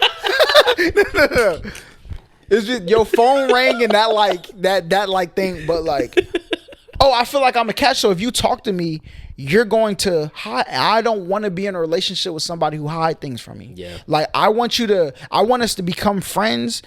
I want you to get to the level of understanding that this nigga really don't give a fuck. He just want honesty. Yeah. Before I start trying to talk to you. So you play the long game. Yeah, I'm gonna play it because that's what life is, bro. Life is the long game. See, and that's what everybody tries to get that home run off rip. Yeah, bro. Niggas want to load the bases up first. Facts. Then get the grand slam for sure. Damn, we got some analogies. Nigga, facts, bro. I used to bat cleanup. You know what I'm saying, in baseball type shit. Hey, it's some real pepper being said on this podcast. That's what I'm saying, bro. I wish people would do that because, like, that's how niggas end up hogging all the girls. Yep. I'm like, who is left for me? Who haven't y'all talked to? And then I see girls, they'll get around dudes that were in the circle that tried to talk to them but finesse their way into talking to them. Mm-hmm. And the dude see her all. I'm like, bro, I'm not even studying, like, what's going on here, bro. Like, so. That shit is just crazy. It's wild how, like, damn, this shit is so ass, bro. Dating, I'm so glad I'm out that shit now, bro. Because, like, it's like everybody's been with everybody. Here, for sure. And you know what's crazy about that? It's the long game, bro. Yeah. Girls can never say you be out here fucking everybody because I never tried to fuck you. So, like, where's my value? I used to tell people this in school, bro. Which sword is more fucking like has the most prestige to it? The one that killed 1,000 llamas, or the one that slayed one of the most dangerous dragons in the land, bro? Which one? Damn. You gonna look at it like, oh, that shit kill everything, but like, nigga, them is sheep. Ladies, you know what I'm saying? You see the mindset, right? He's single. I don't know. He said he ain't looking, but if you the right one. Hey, if I get in a vicinity with somebody, bro, and I'm like, yo, there's only been one person that I've linked up with, and I'm like, yo, you're fire, right? Damn. But what's her name? Can't say that. What's her name? No. You showing love right now. You showing love. That's showing love. Nah. I feel it. I mean, she might watch this. She'll know. I'll say we went to Centennial Park, so she'll know. Ooh, if she see Centennial Park. So yeah, like, she's cool, but she's on the like, I want friends. Like, I'm not looking for a relationship, which is cool because she's a fire person. I'll be your friend, like, but I just know that you're cool enough to like explore further and expand our friendship into what it could become. But like, but other than there's one other person, but I haven't spent no time with them yet. Oh. But like everything else is, I'll be alright. You know what I'm saying? I'll be straight. You got 2 on your radar. There's 2 on the radar. Not really. There's 0 on the radar. Oh, shit, my fault. You know what I'm saying? They're just good people. Yeah, they're good people that have potential. Yeah, for good sure. People with potential. And I also have some good friends, but I just know I dealt with you enough to know like this is never, you know what I'm saying? Be a thing. Yeah. And see, that's the one thing I wish like a lot of girls can understand. Like, it's crazy. Girls nowadays don't think you can be friends with other girls if you're like I'm not even gonna put this out there because she gonna get mad as fuck. She ain't gonna watch this all the way through. Like my girl now, bro, she doesn't believe that. Oh no, my ex. She didn't think that I could be best friends with a girl. Girls don't feel. A lot of women think that these days. I've talked to a lot of women that say a guy and a girl cannot be best friends because there's always gonna be some kind of attraction. You want to know what's crazy? This is what you asked them. So you think bisexual people can't have no friends? Ooh. Fuck. Is that what you believe? Damn. Because if that's not what you believe, then you can't make that statement. Because they're attracted to both genders. Damn. Or whatever people may, you know what I'm saying, whatever. Damn, yeah. I need that. Like if you ask me that. I need that in my back pocket. Yeah, for sure. I needed that one. Oh my because God. Because most people use that to manipulate you into doing what they want you to do, which is not true. Like, if you believe that if you're attracted to a certain gender, you can't be friends with that gender, that means people that are bisexual and you don't believe that. So let's stop the cap. Damn. You just don't like that girl and that we're friends. Just say that. Just say that. Just she's pretty. You don't want me around a pretty girl. Say that. Yeah. It's okay. You can say that. But bro, there are some girls that are bad. Yeah. But they spirit is broken. They cool people though. Good people.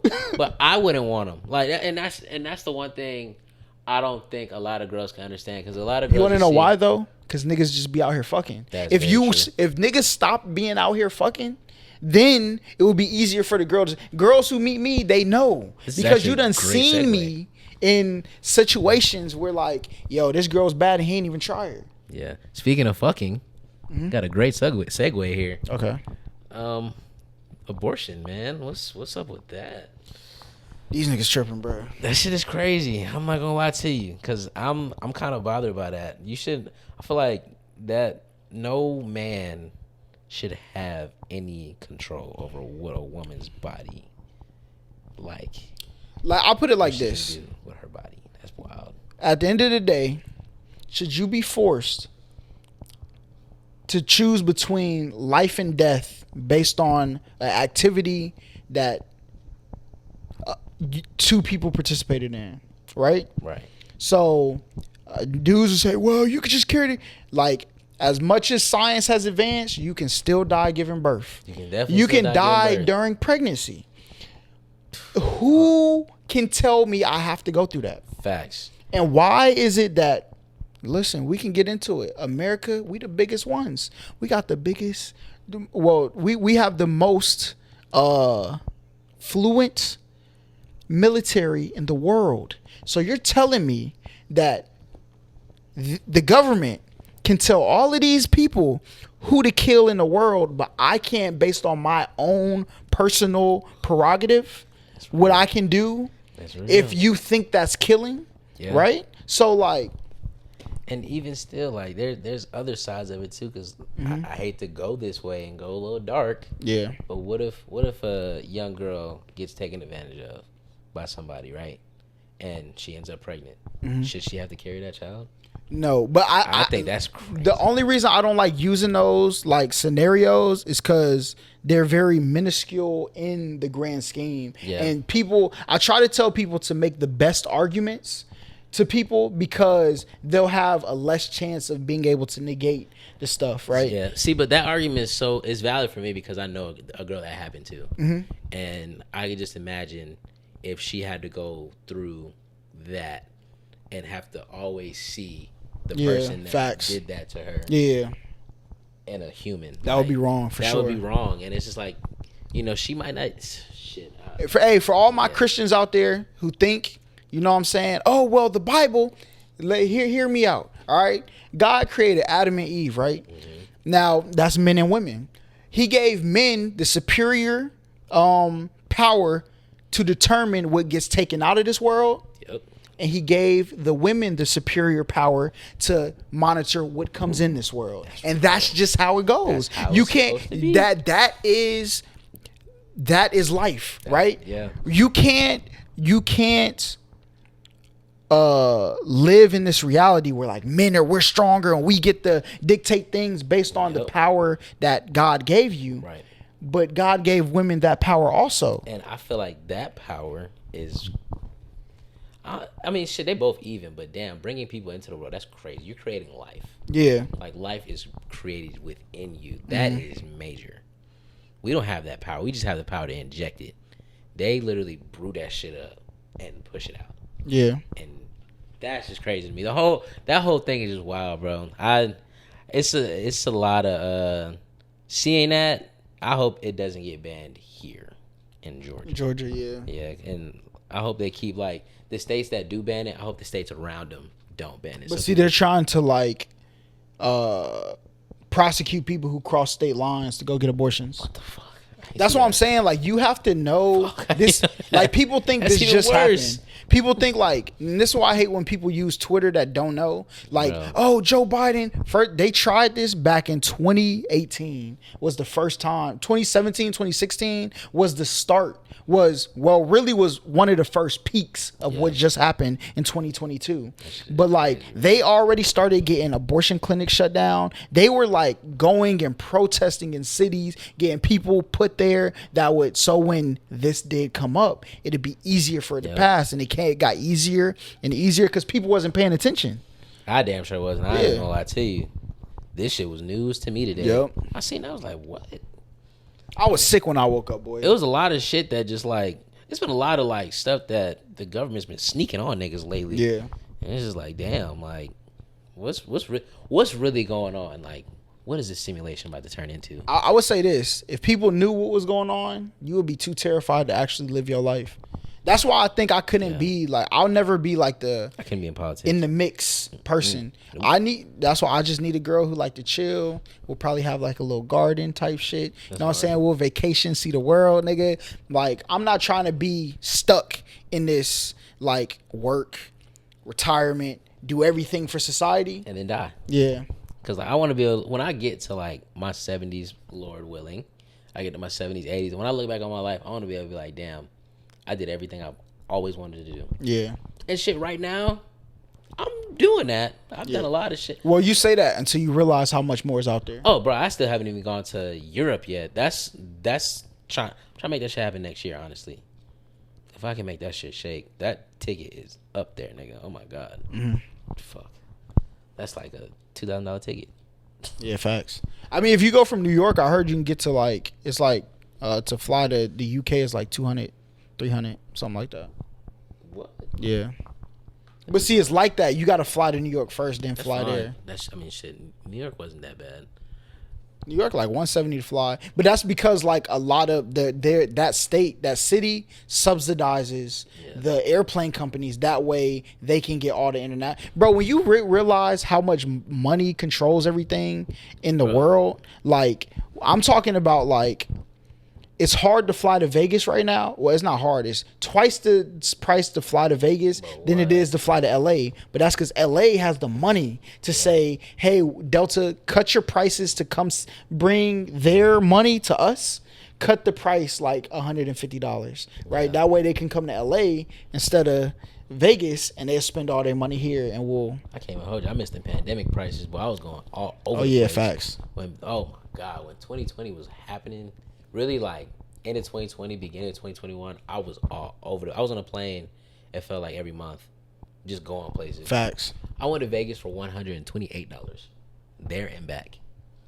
That shit was beautiful. Went to Vegas, $128. Went to Kansas for like $90. What else did I go? Niggas was going all over the place for cheap. Well, they say we're about to hit a second pandemic, I'm ready for it, honestly. I'm not fumbling the bag this time. At all. I'm getting a PPP loan, nigga. I need that shit. I want to say that on camera. I don't give a fuck. I'm getting it because I'm technically a business. Okay. I'm gonna make myself my business. Well, I am my business, so I can use that to my dispose. But and I got a few friends that know some things. Well, some accountant friends that can really help me out with that. So I'm not gonna miss the money this time. It's not even the money; it's the opportunity. Because like, if I would have took the pandemic seriously, I think I could be at like 500,000 subs. Bruh, I'd have took TikTok serious when that shit first came out. Who knows what niggas could have been doing right now? If I'd have been doing the Instagram shit serious.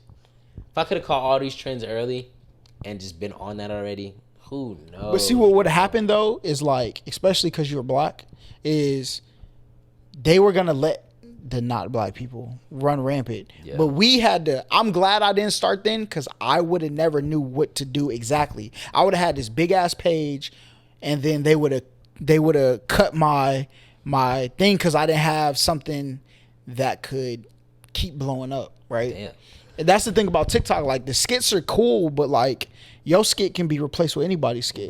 Unless you end up like the Desi Banks or the Drewski or something like that. You have a certain type of skit that's just you make, right? But like, I gotta get back and do my own original shit, because bro, I got a whole YouTube channel of just original shit. And that shit, we started that shit right when the pandemic started. It was like the month or two when it officially started in December. That's when we started making videos. And I was just like, bro, if we would have stuck with that shit through the entire pandemic, who knows, bro? Bro, there was a point in time, bro, on YouTube, I was making like $850 a day. Fuck. It was crazy. And it was months, like, crazy. And where I wouldn't have fumbled is the investments. I would have made better investments. But I knew investments before, but I really learned investments like during this pandemic. So like, bro, everybody talking, let me tell you something, all right? For all these people out here who say like, oh, crypto's over, we told y'all. Listen, it's nigga, bro. Oh, it was at 60,000, but if you look at the beginning of the pandemic, Bitcoin was $8,000. It's 21. It still is 3 times higher in 3 years. And see, what people don't realize, what goes up must come down, and what goes down must go back up. Yeah, at some point in them markets. But I started doing that trading shit. Boy, broke my heart. Oh, for real? What? When Bitcoin dropped, I was in a Bitcoin trade, bro. Lost everything. That's why I don't do trade. Bro, look, listen. If you trade, shout out to everybody who can read charts and stuff. You're still gambling at the end of the day. It's like counting cards. Like, just because you counted cards doesn't mean that 10 not coming out. Like, so I would say always play the long game. If you were to invest into Bitcoin, when it goes down, you can average cost, right? So when it goes down, you buy more. That way your average cost drops and you ride it up. Like, your investments aren't supposed to be something that you even plan on touching for the next 10 years. See, I wish I'd have threw another couple thousand into it when that shit hit 16 a few days ago. If I'd have did that, boy. It hit 16? See, I don't even be looking, that shit, bro. That shit hit 16. I got my shit on auto recur, bro. I invest every day, and my shit's on auto recur. Smart though. That's really, you finna be straight in like 10 years. Yeah, bro. I mean, you probably straight now, bro. But we hit another pandemic. Straight. Y'all aren't gonna see my face, nigga. Bro, that's what I'm trying to be. If we hit another one, like I hope the shit hits like, I don't want to say like wintertime. Honestly, I wish it does. If it hits around the winter, they said September. I think. I'm cool with that. Let me get all my little trips out the way. That shit can hit beginning of October. Let all the video games come out, because I'll start my streaming. Bro, the gaming bro, get on it now, bro. Bro, listen. I started streaming. Listen, my CPM. You got a PC? Nah. Gotta get a PC, bro. First investment you need. Listen, you get your PC. My CPM, which is what does CPM say? My RPM is revenue per whatever it is. So there's a CPM, and then YouTube takes they cut. What I get is the RPM. My RPM for video games is like $20, like $26. That means for every 1,000 people who watch one ad on my video, I'll get $26.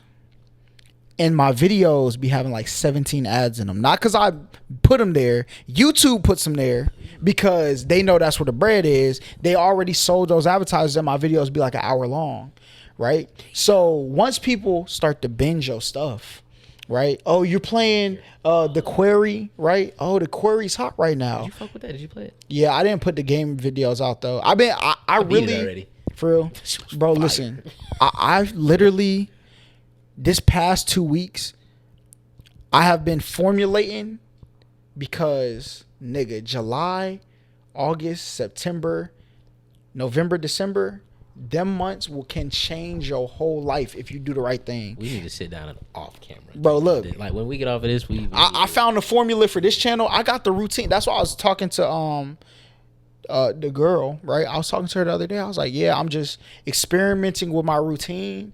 Like during the day, the routine I'm about to have and the way I'm gonna be able to put out content, bruh. Like I'm talking about, I will see, hopefully, you know what I'm saying, in December, I will make more money in December than I have in my whole life combined, bro. Type shit. Well, maybe not. Close to it, though. Speak that shit into existence. You gonna make that. You gonna make that, bro. But next year, I'm not even planning for this year. Next summer, oh, nigga, say goodbye. The game is through. The game is done. I need to get on that because, bro, it's a lot of money in that streaming. Yeah. I just, bro, listen, whatever girl is out there, this is what I want to tell girls, bro. Like, listen, I could turn your life up, all right? And not by, like, me spending your, because that's what cornballs do. I'm going to teach you how to get your own bread, all right?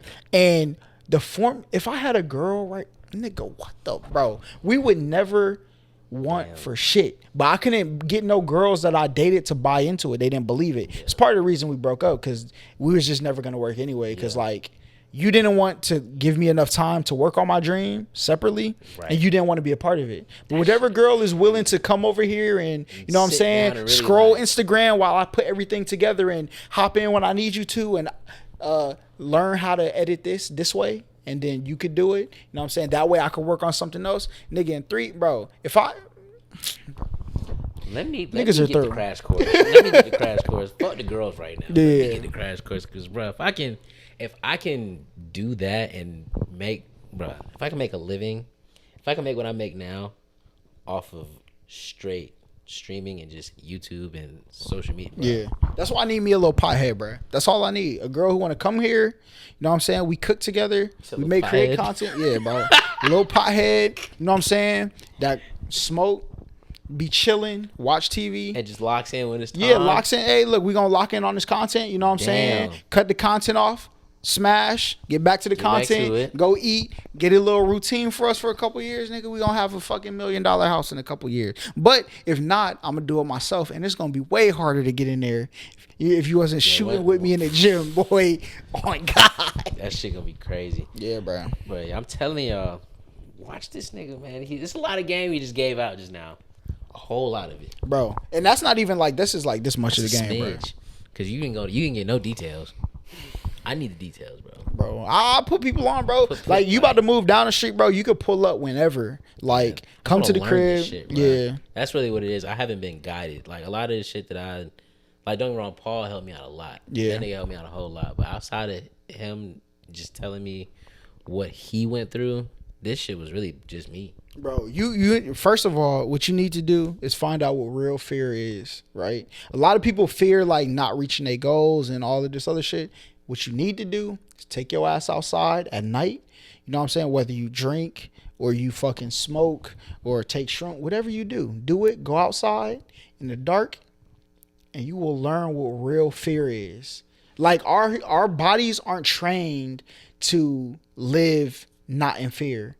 We are always supposed to be alert. But, like, when we get in this, and this is why when people say they're stuck in the Matrix, what the Matrix is like this reality where they can control the fears that control you, right? Then you can control people. Like, but when you go outside in nature and you see, like, you hear animals dying, going to war with each other, cats and squirrels and wasps and spiders and roaches crawling on leaves. And, you know, it's so crazy. I did that shit once. Yep. Like, when the pandemic hit, I dabbled one time, dabbled in some extracurriculars. And we Booger sugar? Nah, hell no. Hell no. Not that crazy. Yeah. But we dabbled in some extracurriculars, and we actually went outside and walked, and literally heard a dog get attacked by something. Yeah, that shit was the scariest ever. It just sounds like that's so wild that you said that. Go outside and experience fear, because like when you're not in your right mind, yeah, you really are more open and like more vulnerable. Bro, when people be talking about the nature, and they're right, but I think they don't know how to express what they're trying to say. Yeah. Like, one thing, when people talk about you got to be in the sun, the reason you have to be in the sun is, one, it's a source of energy for your skin. You know what I'm saying? All that stuff. It does good for you. But one thing that natural weather does to you is it teaches you that with enough time, your body will adjust. If you get hit with artificial air inside your cubicle or your work building or your house all the time, you're getting hit with artificial air. Your car, when you go outside, oh, it's hot, I want to go back inside. But what your body has to do is go through being uncomfortable for a little bit. And that will also train you how to get through all the tasks that you go through in life. Like that, like, dang, I posted a reel and it didn't blow up. That shit becomes second nature, because your brain is already used to being under pressure and knowing it's gonna fix itself. It's wild because you put me on game on some shit I've been doing. Bro, I work outside. Yeah. And bro, wintertime, and working at night in the winter. Facts. Different. You can do anything that you put your mind. You're like, damn, I'm cold as fuck. But it's okay. I'm gonna get through it. My body I'm gonna warm up eventually. Exactly. I'm gonna get into a stride. But that first hour, 2 hours out there, you like, man, fuck this. Yeah. But then once you hit like hour 3, it's like, it's not too bad. It's not bad no more. Your body gonna adjust for sure. That shit's crazy. You know something, bro. If somebody gonna tell you, I'm gonna tell you. You know something. Appreciate it. You know something, bro. I be in here watching documentaries, bro. Like, that's how it's supposed to be though, because like, bro, like education is power. Facts. You really educating yourself, and like a lot of people don't do that. And a lot, it's because I'm not gonna say a lot of people. The one thing that people get messed up about college is, yes, the knowledge you get in college, some of it you may not use. But if you take it seriously, what it teaches you is how to filter through information in real life, right? Yeah. It teaches you how to learn in a world that has so much uncredited information in it. So yeah, it's hard to filter through. If all you know is Twitter news, it's going to be hard to find it. But if you go to a college and you see how things that you were taught as a youngin', the history more in depth, or like you take religion, the classes, they say, well, I got to take 2 years of core classes, because that psychology, that religion, that history class that got nothing to do with fucking finance, that is going to teach you that. Dang, some of the things I learned weren't actually how they seemed. Yeah. This is how I find the actual information. That's what college does for you. But people are so, it costs money. If the amount of knowledge that you gain in college, if you actually take it seriously, you will recoup that money. People, student loan debt, blah, blah, blah, because people are too short-sighted. Yeah. They look at it like, I graduated 22, I got $60,000 worth of debt. But they don't account that information that I gained from 18 to 22 is going to net me $500,000 more than when I actually went to school. Yeah. So now you're actually up $440,000 over a lifetime, but your perspective is too small. You have to widen your perspective. Because, well, when I tell you, college taught me so much stuff. Yep. I learned so much real life stuff in school. Like, that shit's wild. Yeah. You really... And if you don't have discipline, you were never going to be... You were going to never financially be well off, whether you went to college or not. You ever thought about motivational speaking? I'm not going to do it. You would be a hell of a or mentoring. You'd be a hell of a mentor. Nope. Don't want to do it. People done taught me... People asked me to be like a preacher at their church before. Damn. I'm not doing it, bro. Because it's not me. I don't want to be responsible. Yeah. I want the people who are coming for the message to get it if they come to me. Yeah. I don't want to go sell my message to people, because once money gets involved, then corruption comes, right? And it's not pure. Yeah, and then it's not pure. I want that's why I do podcasts with people I know, or people that I want to put on, or things like that. And that way my message will stay. And I know, like, nigga, I may not be... Nick, I actually took I made 6 figures last year, and I took a different direction to know I'm not gonna make 6 figures this year. I'll probably make like 50 or 60. But for the rest of my life, I'll never not make 6 figures again. But like sometimes that's why I be trying to tell people, every step in life don't gotta be forward. Right. Sometimes you have to go backwards, right? Yep. And what's crazy, when I was at 17, I was making 60 G's a year, right? As the manager at Dillard's. Right? But I was working like 60 hours a week, 55 hours a week type stuff like that. So I took a pay cut and I got a job that made $22,000 a year. That's when I lost the girl who I was dating, when I switched jobs. Now, I took that, built, you know what I'm saying? I got to the year where I made 100K on YouTube. Then when I decided to switch it so that 2023 will be that year, this was back in 2021 summer, or actually the beginning. I planned for next summer, the beginning of last year. Damn. So when I made that switch to say, all right, now I have the capital to do this, but I'm gonna have to put more time and lose money, right, to go backwards, I lost the other girlfriend. And now sacrifice, and it showed you who gonna really, like you said, exactly, who gonna be there with you through the dips. For sure. So damn, them dips exposed everybody that I didn't need around me. Yeah, for sure. So now when I'll be on my way up, you know what I'm saying? You know who's gonna really rock with you. For sure. Take with you, for real. But you have to take steps backwards to do that. So it takes sacrifice to get to where you want to go. Honestly. Like, you got to go through that darkness to get to that light. For sure. That's real. Because, bro, I cashed out because in my head, like, my 401k from working was at like 20,000. And like, some people say, I'm just getting another job. I don't want to touch that because that's for retirement. Because you're scared. What if you don't make it there? That's my thing. What if you don't make it? Why don't you believe that you can get through it? I got $20,000 in my retirement in 6 years. If I blow this, 6 years later, I could get a job and I'll be right back where I was. Right back where you was at. So I cashed it out. They took like their percentage. I got like 15 bands, and I went and bought everything I needed. I didn't. Niggas would have been corny and I'm gonna buy my girl a bag. You know what I'm saying? Fuck that bag. You know what I'm saying? But I took it, spent it on. That's what Simba said. He said, people asking why I'm not rapping about all these hoes that's fucking all of the bro. He said something about like how his freestyle, he said something about how dudes rather take their PPP loan and spend it on girls instead of do what they need to do. Right? So I took my bread and deal. I seen like the people in my circle that was taking this extra like recession money or COVID money, and they was trying to impress women. Like, you're done. Can't do that, bro. That and that's the downfall of a lot of niggas is a woman. For sure. And I hate to put it that way. Because they don't know who they are. If you knew who you are, you would know how to find a woman that's for you. Exactly. And then when you come across that woman that's for you, she wouldn't let you do nothing stupid shit like that. A woman that's really for you will not let you go spend $15,000 on a bag if you only have $17,000. Yeah. No girl that loves you for real is letting you do that, fellas. No girl that loves you is gonna let you do some stupid shit for her. Yeah, for sure. No girl that loves you is gonna let you do some stupid shit for her. Remember that. Yep. Please.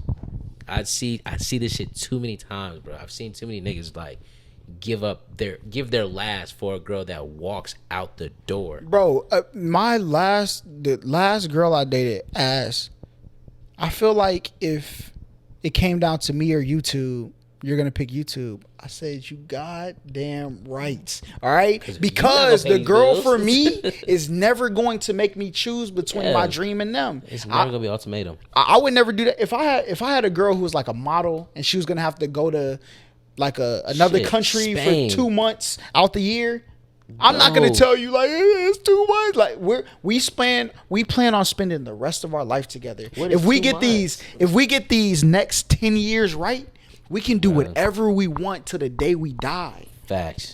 And that's what people don't be realizing, bro. It's that bigger picture. Yes, you do have to still live in the moment, but when you really are locked in, you look at that bigger picture and you figure out what it takes to get to that picture and finish painting that shit, bro. And my communication was good. I feel like you talk about YouTube all the time. Of course, I'm trying to let you know that this is put you on that this is real. We like, real, bro. Real.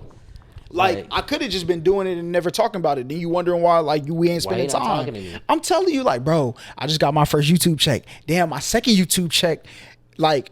I got my first YouTube check. It took me a whole year to get the second one because you got to like accumulate $100, right? So what happened was when I first started YouTube was you didn't have to get monetized. You were already monetized. But then the Logan Paul thing happened with the forest and he filmed the dude. So there was an ad apocalypse. All the ads pulled out. People were making way less money. And then they put restrictions on channels. Damn, he fucked it up for everybody? Yeah, bro. Wow. So then you had to get 1,000 subscribers. So at the time I was at like 400. So I lost my monetization, but I was at like $70, right? So it took me a year to get to 1,000.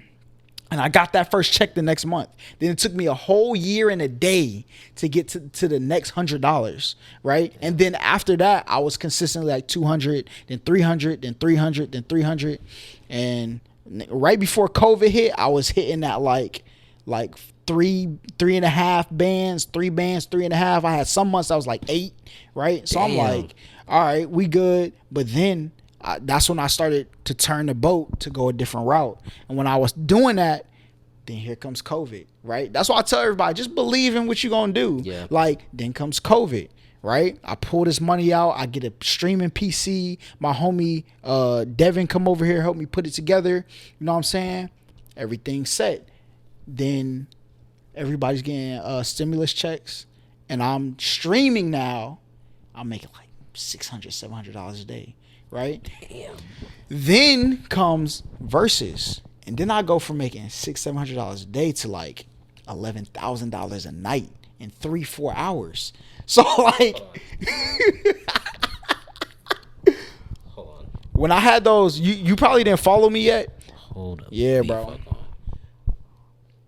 11,000 in a night? Bro, yes. The first time it was like 3 bands first night. You probably was like, and this is when I found out my homies wasn't really my homies and people were envious because we were all on a call. I had a plan to do this anyway, but like one of my other YouTube friends did it first, right? So then he was like, yeah, y'all hop on. So we hopped on. And my mind is the reason why when I go out of people's life, I'm not just a person leaving your life. My mind works differently. Yeah. So I said there has to be a better way to optimize this group of people because we was having live streams, 30,000 people in there. They were infatuated with the view count. So they were competing to see who had the most people in their live. Yeah. I was trying to optimize the dollar amount per person. So even though you have 80,000, I could have 20,000, right? So what happened was the next time we got off the call, everybody was on there like, yeah, man, we was competing. You was the first one, man. Y'all had 130,000 people in there. Such and such had I had 80,000 at once, but then they cut my live, but I got back to 50. Blah blah. That's what they're arguing about. Yeah. I'm like, yeah, well, I had like 25,000 people in there. And they're like, yeah, bro, how much you make, bro? We made like 5 bands. You know what I'm saying? Oh yeah, man, I made like 3.5. I made 11. And they looking at it like, how you had 20? You did that shit. Yeah. Damn. But see, because of who I am, I had connects in Atlanta to be able to keep the thing that I had going, right? But then what happened was, then they would hit me up like, "Hey, yo, let me get that connect to what you're doing." I was like, "Well, they can't get extra," and he was like, "Man, I'ma just raffle off a fake Xbox. I got a box. I'ma fake it and see. Once I seen people start doing stuff like that, I can't be around you because there's gonna be things you're willing to do." That he was like, "Yeah, I got a 80-inch TV box. I'll fake raffle it, pull, send it to my friend. That's what I'm gonna do." So I was like, "Oh nah." So then the next one comes around, and I got the connectors she worked at Target, so she was getting me PS5s like it was nothing tomorrow. Shit. And it got to the point where like my old roommate here, his girl worked at Target. I was like, bro, look, I'll give you a rack for the PS5 off rip. Because that's why people fuck with me. Because when I'm up, I'm gonna make sure everybody up. Right. Like, I'm not gonna tell you like, hey, can you get a PS5? She said, yeah. My other coworker has it for $600. I said, well, I'll give you $1,000 for it. Gave her $1,000. Went to my other person. She was charging like $750. Bought 2 off her. And then and if you see, well, I put it in my archive, but there was a picture of me on IG. I had like 7 PlayStation, five PlayStations. I had them joints stacked up in my room to raffle them off on the versus battles. So what I did, I called my homie Simba. I was like, look, this is what we're gonna do. I'm gonna outsource one of these because this is where college came in, right? Mm-hmm. I'm gonna outsource this to you. The first $1,000 is yours because once she got on it, she was making like $800 a night. She didn't have the track record we had, so people knew to come to us. Right. So she was getting it like 800, and I didn't want her to not make what she usually makes and then have to cut me in. Right. So I didn't want her to make like $1,000. They end up with $500 because she did it with me. Yeah. So I said the first $1,000 is yours. Everything above that will split 50-50, right? So then I started outsourcing the PlayStation. So not only am I raffling a PlayStation, she's raffling the PlayStation. Damn. And somebody else is raffling the PlayStation. And that way, instead of 20,000 people competing for mine, I got 20,000 people. She got 8,000 people competing for that one. They got, you know what I'm saying, 13,000 people. Everybody eating. And then we walking away with like, exactly. And the revenue was like 20 G's. Like, shit. You take your cut. She was able to go get PC parts and PCs that she needed. The other person was able to do. I'm sitting here with a bag.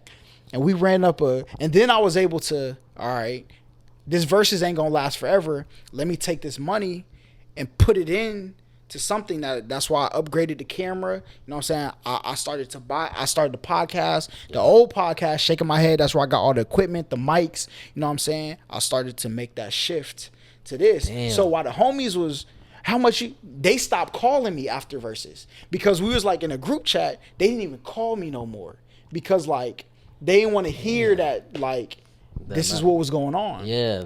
So I'm like, all right, cool. Niggas hate like that. See, that's the problem. Yep. Niggas is hating instead of asking, like, bro, how did you do that? Exactly. And I gave him and that's the crazy part. He was willing to help. And you know what the crazier part though is? Because one of the YouTube people introduced me to the other person. Mm-hmm. The first day I met him, I gave him all the code. And then he thought it was weird that I gave them the same information, but they didn't give it to him. They gave him like the bird fed, like here. Like what I learned is people will feed you enough so you need them. Yeah. I'm going to feed you as much as possible so you can blow up. So when you may shoot past the place that I'm at. And that way I can learn things from you. I expect this, you know what I'm saying? Real. We help each other. Reciprocate that energy. Exactly. Yep. That's so real. He was like, yeah, they didn't tell. I'm at his crib. They left. I'm at his crib like, react to this. This is how you do your tags. I'm walking him through everything I've learned in 3 years in one night. Right? So you have all the information. And like, then his channel goes from like 600 subs to like 3,000 in like the next couple weeks. Now, he put in the work ethic to do that for sure. I will never take that from somebody. But like, your homies wasn't even willing to give you this information. Right, so when y'all got up, like, don't be, if you think I'm about to get up and then leave people, it's not going to happen. Yeah. I was going to put everybody, but when that animosity started to build, like, how is this? You know what I'm saying? Damn. It's not a lot of real niggas in this world, but you are definitely one of them because that's real as hell. Bro, what? Damn. Y'all make sure y'all pay attention. Yeah, bro. Pay attention. Pay attention. There was a lot of game that was just kicked just now. Bro. I also was trying to tell people, I'm like, bro, everybody got to do is work together. That's it. Yeah. That's it. It takes a village to do anything. Yep. And really succeed. You can't. It's hard to do shit by yourself, bro. I've been trying to do this shit by myself for a minute. And it's not. The traction isn't what it was before, obviously, because like, I mean, shit, niggas is back outside now. Facts. But it's different. It's really different when you try to do shit on your own, and it just don't work. Like, I mean, shit, people do get out the mode on their own. It happens. Yeah. You know, but it's rare. It's rare. It's really rare. If you don't have the mind to do it, like, the thing is, I have created a space where I got time to learn, right? So now, and this was my dream. I don't put people on other things on other people because it was never their dream. But I had a talk with one of my homies one time, and like it bothered me because like you don't plan on helping nobody with this dream you building. That's why I had to distance myself from other people. Yeah. It's like I'm not trying to be there because the reasons people be worried about people coming for their spot is because you stepped on everybody to get there. You didn't notice it. You was the giant, right? Like, nigga, all of these animals, these ants and roaches, nigga, they want to kill humans, all right? And once because when we walk through the earth, we're running them over with cars, stepping on them. We're not even cognizant of what we're doing to them. And that doesn't make it right or wrong, but like, that's what's happening. So that's why, a lot of people from Africa, you take care of the earth will take care of you. If there's no animosity between you and the things around you, like, you don't have to worry when you get up there. Yep. Damn. Bro, I really hope people watch this like to this point. Make this the clip, bro. Yeah, I'm gonna make mad clips. People need to hear this side of it. Yeah, we was talking bullshit earlier, but this is the shit that people really need to hear, bro, for real. Cause like there's so many people that's out there that's like, bro, I don't know how to keep going. I don't know what's gonna motivate me to keep going. Listening to this, bro, I'm motivated. Yeah, that's what I'm saying, bro. Like, I'm like, damn. Like, but you know where I get that from, though? Drake. You know something, because listen, like people listen to Drake, but they don't listen to Drake. They don't listen to Drake. Like if you listen to Drake, bro, and you see, you gotta go back. You go back. And the reason I had to go back and listen to old Drake is because I haven't got to where new Drake is yet. Yeah. Right? So I listened to like a lot of older Drake. You see his story arc, he just wanted to chill and hang with girls. That was it.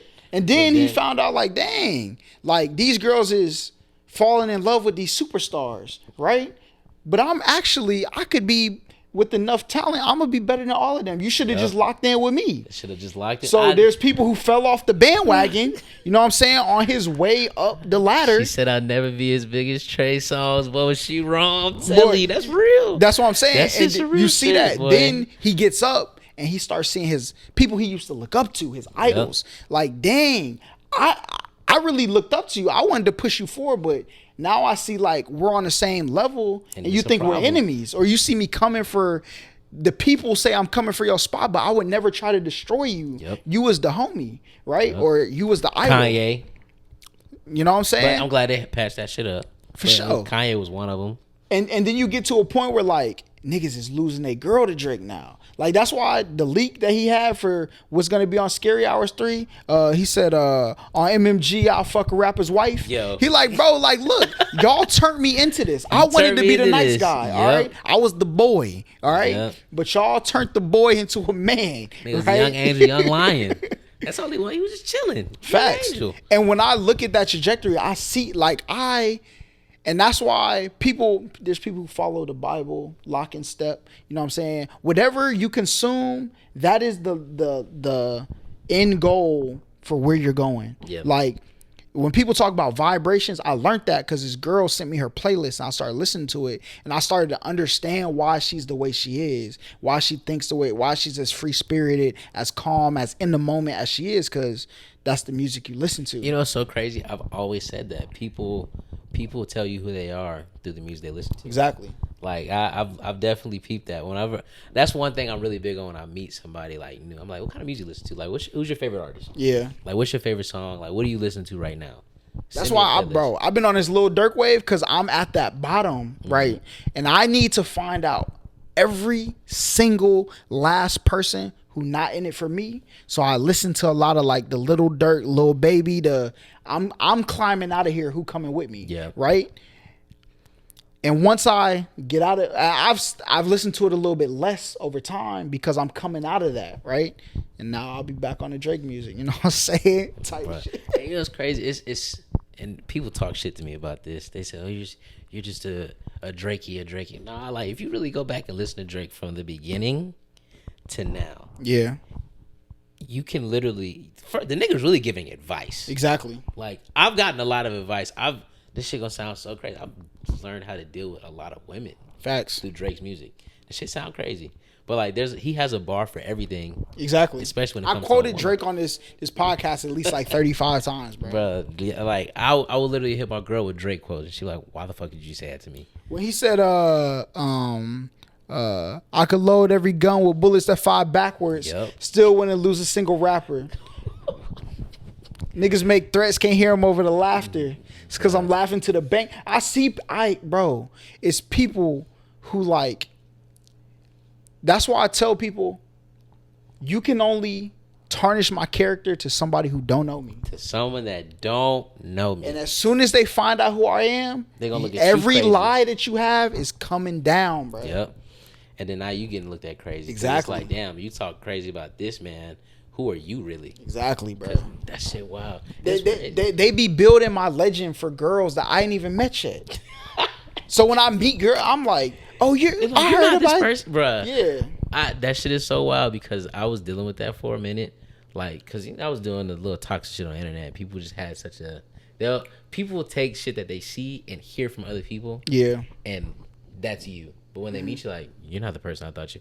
I've had so many people tell me that shit, even in college. Like, oh, I thought you was this person because this person said you was this. Okay. You should have talked to me first. Like, why you come to me?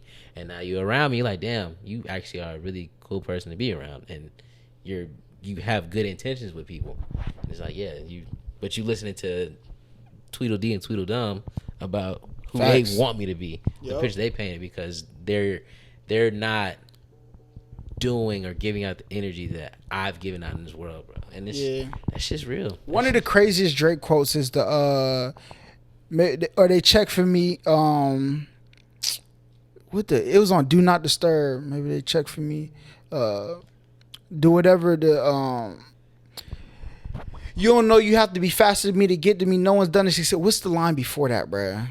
He said, that's one of my favorite songs. People, they want to lecture me and frame it like they just want the best for me, so they check for me, whatever keeps it up, so there's more for them and there's less for me. Niggas know they got to be faster than me to get to me. No one's done it successfully. Nigga, that's how, because there was some times in life I feel like people caught me and like, fuck, this is the end.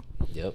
And then like time went by, I caught my wave back and I was like, you thought, but look at you now. That's how that shit goes, bro.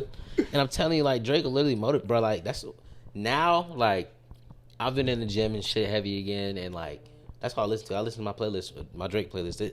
Like, the right song comes on at the right time. Shit, really, when I be going through breakups and shit, I just hit shuffle on Drake's. I got a Drake playlist of every single song this nigga's ever made. Yeah. And I'll hit shuffle on that, and for some reason, the right songs play. Me and my latest girl agreed to go to separate ways, so I'm single. Thinking about what we had and missing you, but I ain't saying I got something for these bad bitches too, nigga. That shit was hard. Damn, that shit was hard. Baby, don't hold on too long, because that's how them stories start out. Shit, even, what's your favorite Drake song? That's tough. 5 a.m. in Toronto. That's a hard one. Mine's The Ride. Really? That's my shit. Tuscan Leather, the second two parts. Ooh. That's why I think I need it in my life to check me when I'm tripping. On a mission trying to shift the culture. Damn. Tell me who dissing. I got some things that'll hit the culprit. Some shit to stop all of this. That's why, bro, when people be chattering, like I be seeing, it's some people careers that's about to die. Like, but I don't be saying nothing. Yeah. I'm a wait. Shit, you gotta just play back, sit back, Facts. do your thing. Cause a lot of people get caught up worrying about the next man. Don't worry about the next man. You worry about the next man, you gonna lose sight of what you have in front of you. And like shit, even in the job I work now, like so many people are worried about, why are they doing that? Why are you not doing what you're supposed to do? Exactly. do what you gotta do, bro. Because their money's not affecting yours. Exactly. End of the day. So, like, that's how I've been looking at a lot of shit. Because and this gonna be another one. People nowadays take shit so personal. Exactly. Everybody's taking shit personal now for some reason. I don't take anything personal. But, like, when you're at a stage in your life where you're just like, okay, you did that. You'll get what's coming to you eventually. I'm going to just still be in my lane, do what I'm doing, and you're not going to affect my happiness. Then once you get that in your head, you're good. You know where that teaching comes from? Jesus. Yep. Golden rule, treat people how you want to be treated. That's it. Turn the other cheek. All of these things. That's it, bro. Because, like, I try my best to be good to people. Because, like, my girl always says this, you're too nice. There's no such thing as being too nice. Nobody's going to look Jesus in the face and say, Jesus, you were too nice. True. And we were created in the image of the man, right? So we're supposed to project that image. Mm-hmm. And the way I look at it, if I put out good into the world, and you know, I try to see the good in everybody. Everybody doesn't deserve it. Yeah. But who am I to judge that? Exactly. I was put on this earth to do right and kill everything. Hey, simple and plain, but kill everything in the sense of like my goals and like shit I'm trying to get to in life. Facts. Bro. So that's just where I'm at with it, bro. I can't get mad at nothing anymore. Like to get me mad, you gotta slap my mom in the face. Facts, bro. That's the only way you gonna make me mad. Slap my mom, slap my sister. Yeah. That's you gonna see me mad. But now, anything else, I don't think there's anything that anybody can say to me, do to me, anything like that to make me mad no more. Cause it's just like, bro, like end of the day, you chose to do that. You'll live with that eventually. You're gonna have more regrets. Yeah, you can say what you want, just don't let me hear it. Yeah, shit, I can hear it. I don't. Nah, there's certain things I can't hear. When people start playing about like, you know what I'm saying, I don't play that. Oh well, yeah, no, I feel that. Yeah. Don't disrespect me in a violent way. Don't say, oh, I'm finna do something to you. You ain't finna do shit to me. I was talking to my homie today, and somebody texted him, like, somebody who's not about that life, that's never been about that life, probably never been in the area to be about that life. He texted me, was like, don't think you punked me. People die every day. Nigga. I said, you can't play like that, because now you have to like stand on those words. When when I see you, I'm going to be prepared for you to stand on the things you say. Yep. Don't play like that, bro. Do not play that. Yeah, but as long as I don't hear it, you can say whatever you want behind my back. You know what I'm saying? That shit ain't gonna hurt. But you know what Drake also do that's very well? He be fucking well, I'm not gonna. He be locked in with the women. The women will let you know.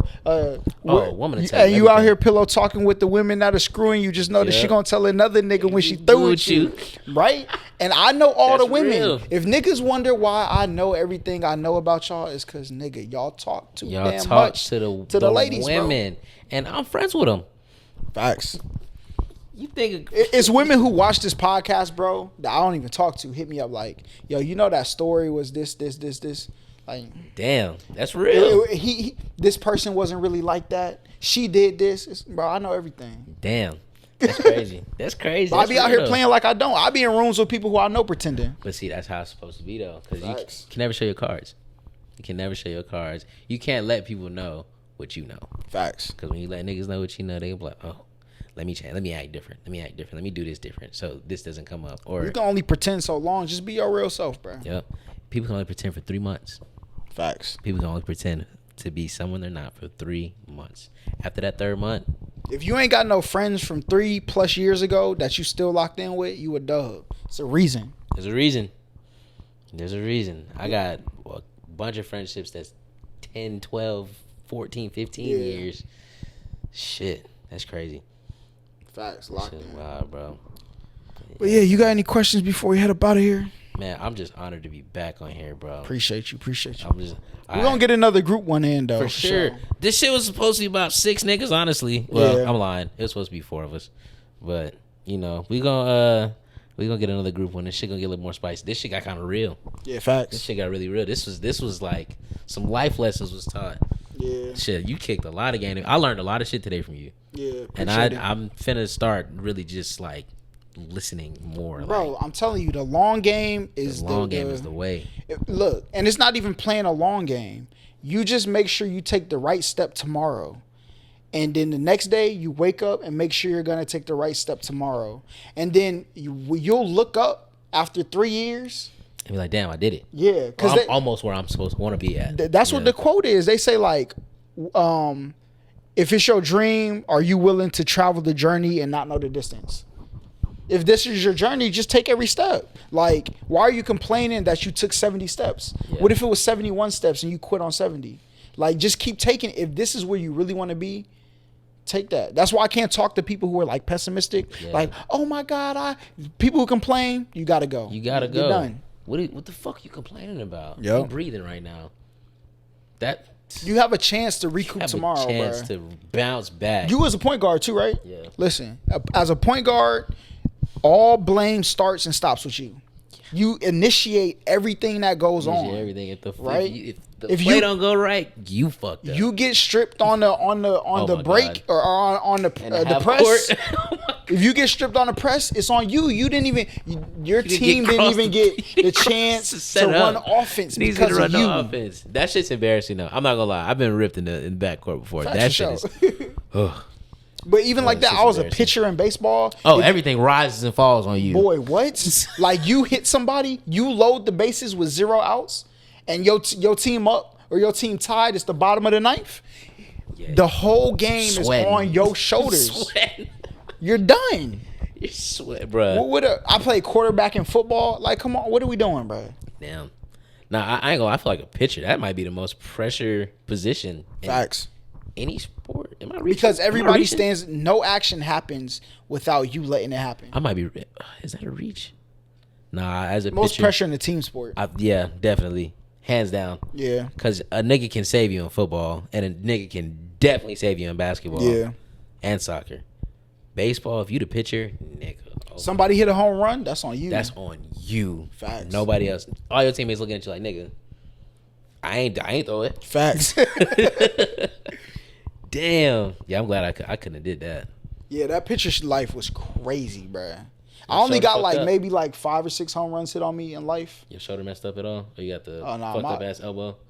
What's that? What they call that? The elbow. I forgot. I know a lot of pitchers be having that messed up ass. This is Tommy John. Is that what was that the shoulder? Yeah, I think that's the shoulder. Elbow. I forgot what the elbow is called though. I remember some kid got it though. Like they used to limit us to like 100 pitches a weekend. Yeah. Type shit. Yeah. That shit. Or like 150 or something like that. That shit's crazy. Yeah, but I batted cleanup too, so I had to like my coach was betting on me to save it, bro. Damn, you sound like what's the Asian dude's name that's pitching? He's pitching and hitting 2 home runs in a game. Yeah. Was it Shohan Osani? I think that's something like, bro. My batting average when I was in like Major League and Pony, in Little League, bro, was like 800 something. That means like 80% of the time, not that I hit the ball, I was on base. Yeah, you're getting on base. Yeah. Bro, what the umpires used to come to me after the game like, you ain't have to swing at that. I told them I could hit it. Why wouldn't I? Type shit. My coaches let me run the bases myself. Damn. Like they didn't tell me when to steal. Damn. They just trusted me to run the bases. Damn. Yeah, bro. Yeah, I wish I'd have played baseball. There's a lot of money in baseball. And you ain't gotta be a tall nigga to play baseball either. But it's a blessing though, cause the girl I was dating is the reason why I didn't go to college and play baseball. So yep. Girls are the reason why sports wasn't my dream.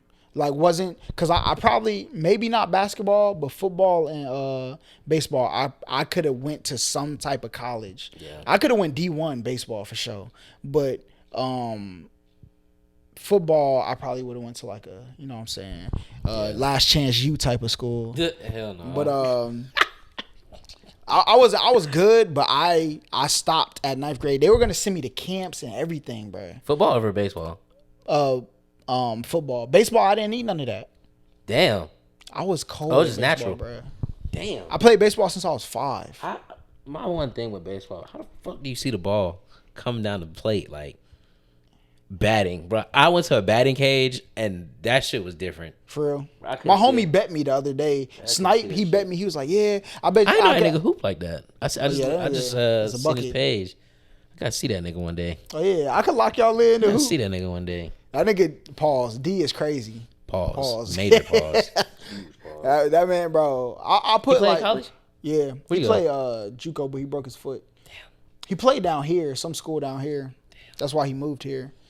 But yeah, that nigga be hooping, bro. Actually, you should come. You work tomorrow? Mm-mm. Come to SneakerCon. They gonna have a hoop there. Him, Jay Jones, some other hoop like basketball. What time does it start? Cause I gotta do another podcast at 1. You can come after. Probably. I definitely need to go to sneak. That's not good for me to go, bro. I got a problem with sneakers. What?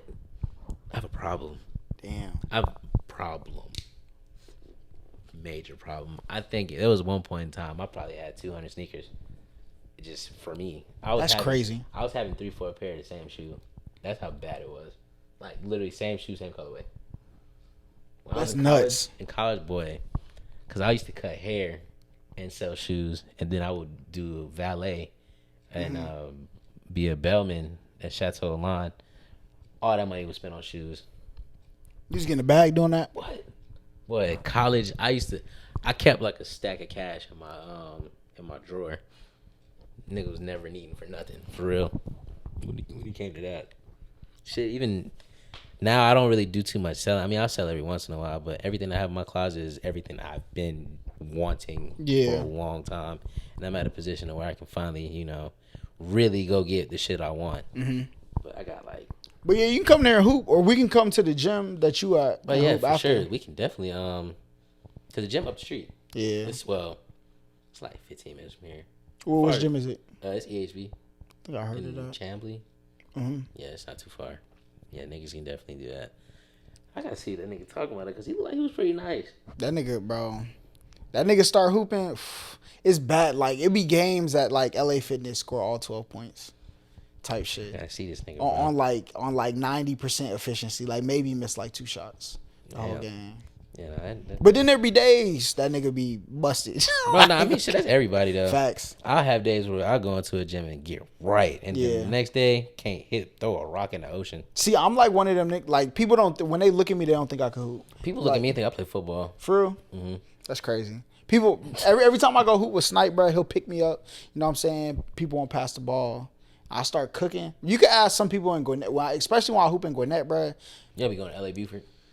Nah, I go to Pleasant Hill, the one on Sugarloaf, and the new one in Lawrenceville. That's where the real hoopers be at. Yeah. There's a new one in Lawrenceville? Yeah, it's where the Dollar Movie used to be. They knocked down the Dollar Movie. Yeah. Bro, that's be up the street now. Shit. We can lock in for sure. What time? We'll talk about this. Bro, look, I hoop any time of the day. That's a bet. I put that, bro. I literally move my schedule out the way. I forgot. You live in a life right now. I'm living a slave life right now. Yeah. My schedule so efficiently. I was having a conversation with this girl, and I was like, you know what I'm saying? Whenever you wanna, I'll move my schedule if you call me for sure. I don't believe you. All right, nigga. The one thing about living like this is if I find somebody that I like, they don't believe. They either think I do it for everybody. Mm-hmm. Nigga, it's very hard to get in contact with me. And to get face to face with me outside is very hard. But people don't think that. Like, I mean, shit, because you got a lot going on, bro. Yeah. You got a lot going on. And it's money to be made. And facts. You about your business, so that's... Somebody texted me the other day, I only see you once a month. Clearly not that important. I wouldn't say that. Oh, damn. Never mind. But, I mean, take it back, sweetheart, whoever you are. No, well, nah, not that either. But you know what I'm saying? I'm like, what? But yeah, good ones go. You know what I'm saying? Type shit. So, look. If you wait too long. Facts. I was the but good one, boy. You should. That was my shit now. Don't you go getting married. Don't you go get engaged. That's my shit. That was my shit. That shit is a real Draker right here, shit hurt, boy. That shit. The camera, bro. Drake had a lot of slappers though, but damn. Yeah, I think like bangers, boy. Girls don't be believing. I mean, I'm not gonna say girls because like nigga, it's only really one person that I have even showed interest in like getting to know in 2022. One may be on the horizon. We'll see though. So damn. It's July. Facts. A nigga, I be on working, bro. I mean, that's what you're supposed to do though. Cause like, bro, it took, bro, my girl now, shit. I'm only gonna be seeing her because we're gonna be living together. It'd be hard to see her during the week, cause bro, like, my schedule is so ass. I get off work at like 9 a.m. Go to the gym, go to sleep, wake up for like 2-3 hours, go back to sleep, go to work.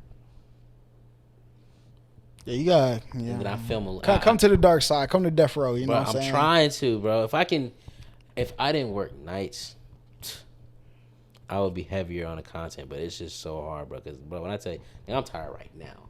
I haven't slept yet. That's the reason I was late. I fell asleep for like an hour. Damn. I woke up, I was like, damn, this nigga finna be like, this nigga's being a nigga again. Nah, bro. I don't really be caring. Like, I'm gonna get my shit done, bro, for sure. Yeah, like, nah, I definitely hate, I hate being late to shit, but I was definitely late today. Yeah. But, you know. But yeah, go ahead, tell everybody where they can find you. Yeah, man, you can find me on Instagram at TeonJones_21. You can find me on TikTok at TeonJones. I was gonna say Facebook, but no. You can find me on Twitter. Tion Jones, I think it's _21 too. Yeah. But yeah, to spell that, Tione. TIONEJONES_21. That's me. That's we. And we out. All right, listen, make sure y'all like, comment, subscribe, all that great stuff. You know what I'm saying? Another banger podcast. We will do some repeat episodes. Now that we monetize, you know what I'm saying? I'll have some regular guests sometime to come through, chat, type beat, you know what I'm saying? Talk about some current events maybe. I got this thing called can't tell y'all that. Y'all like, comment, subscribe. Until the next time I see y'all, peace.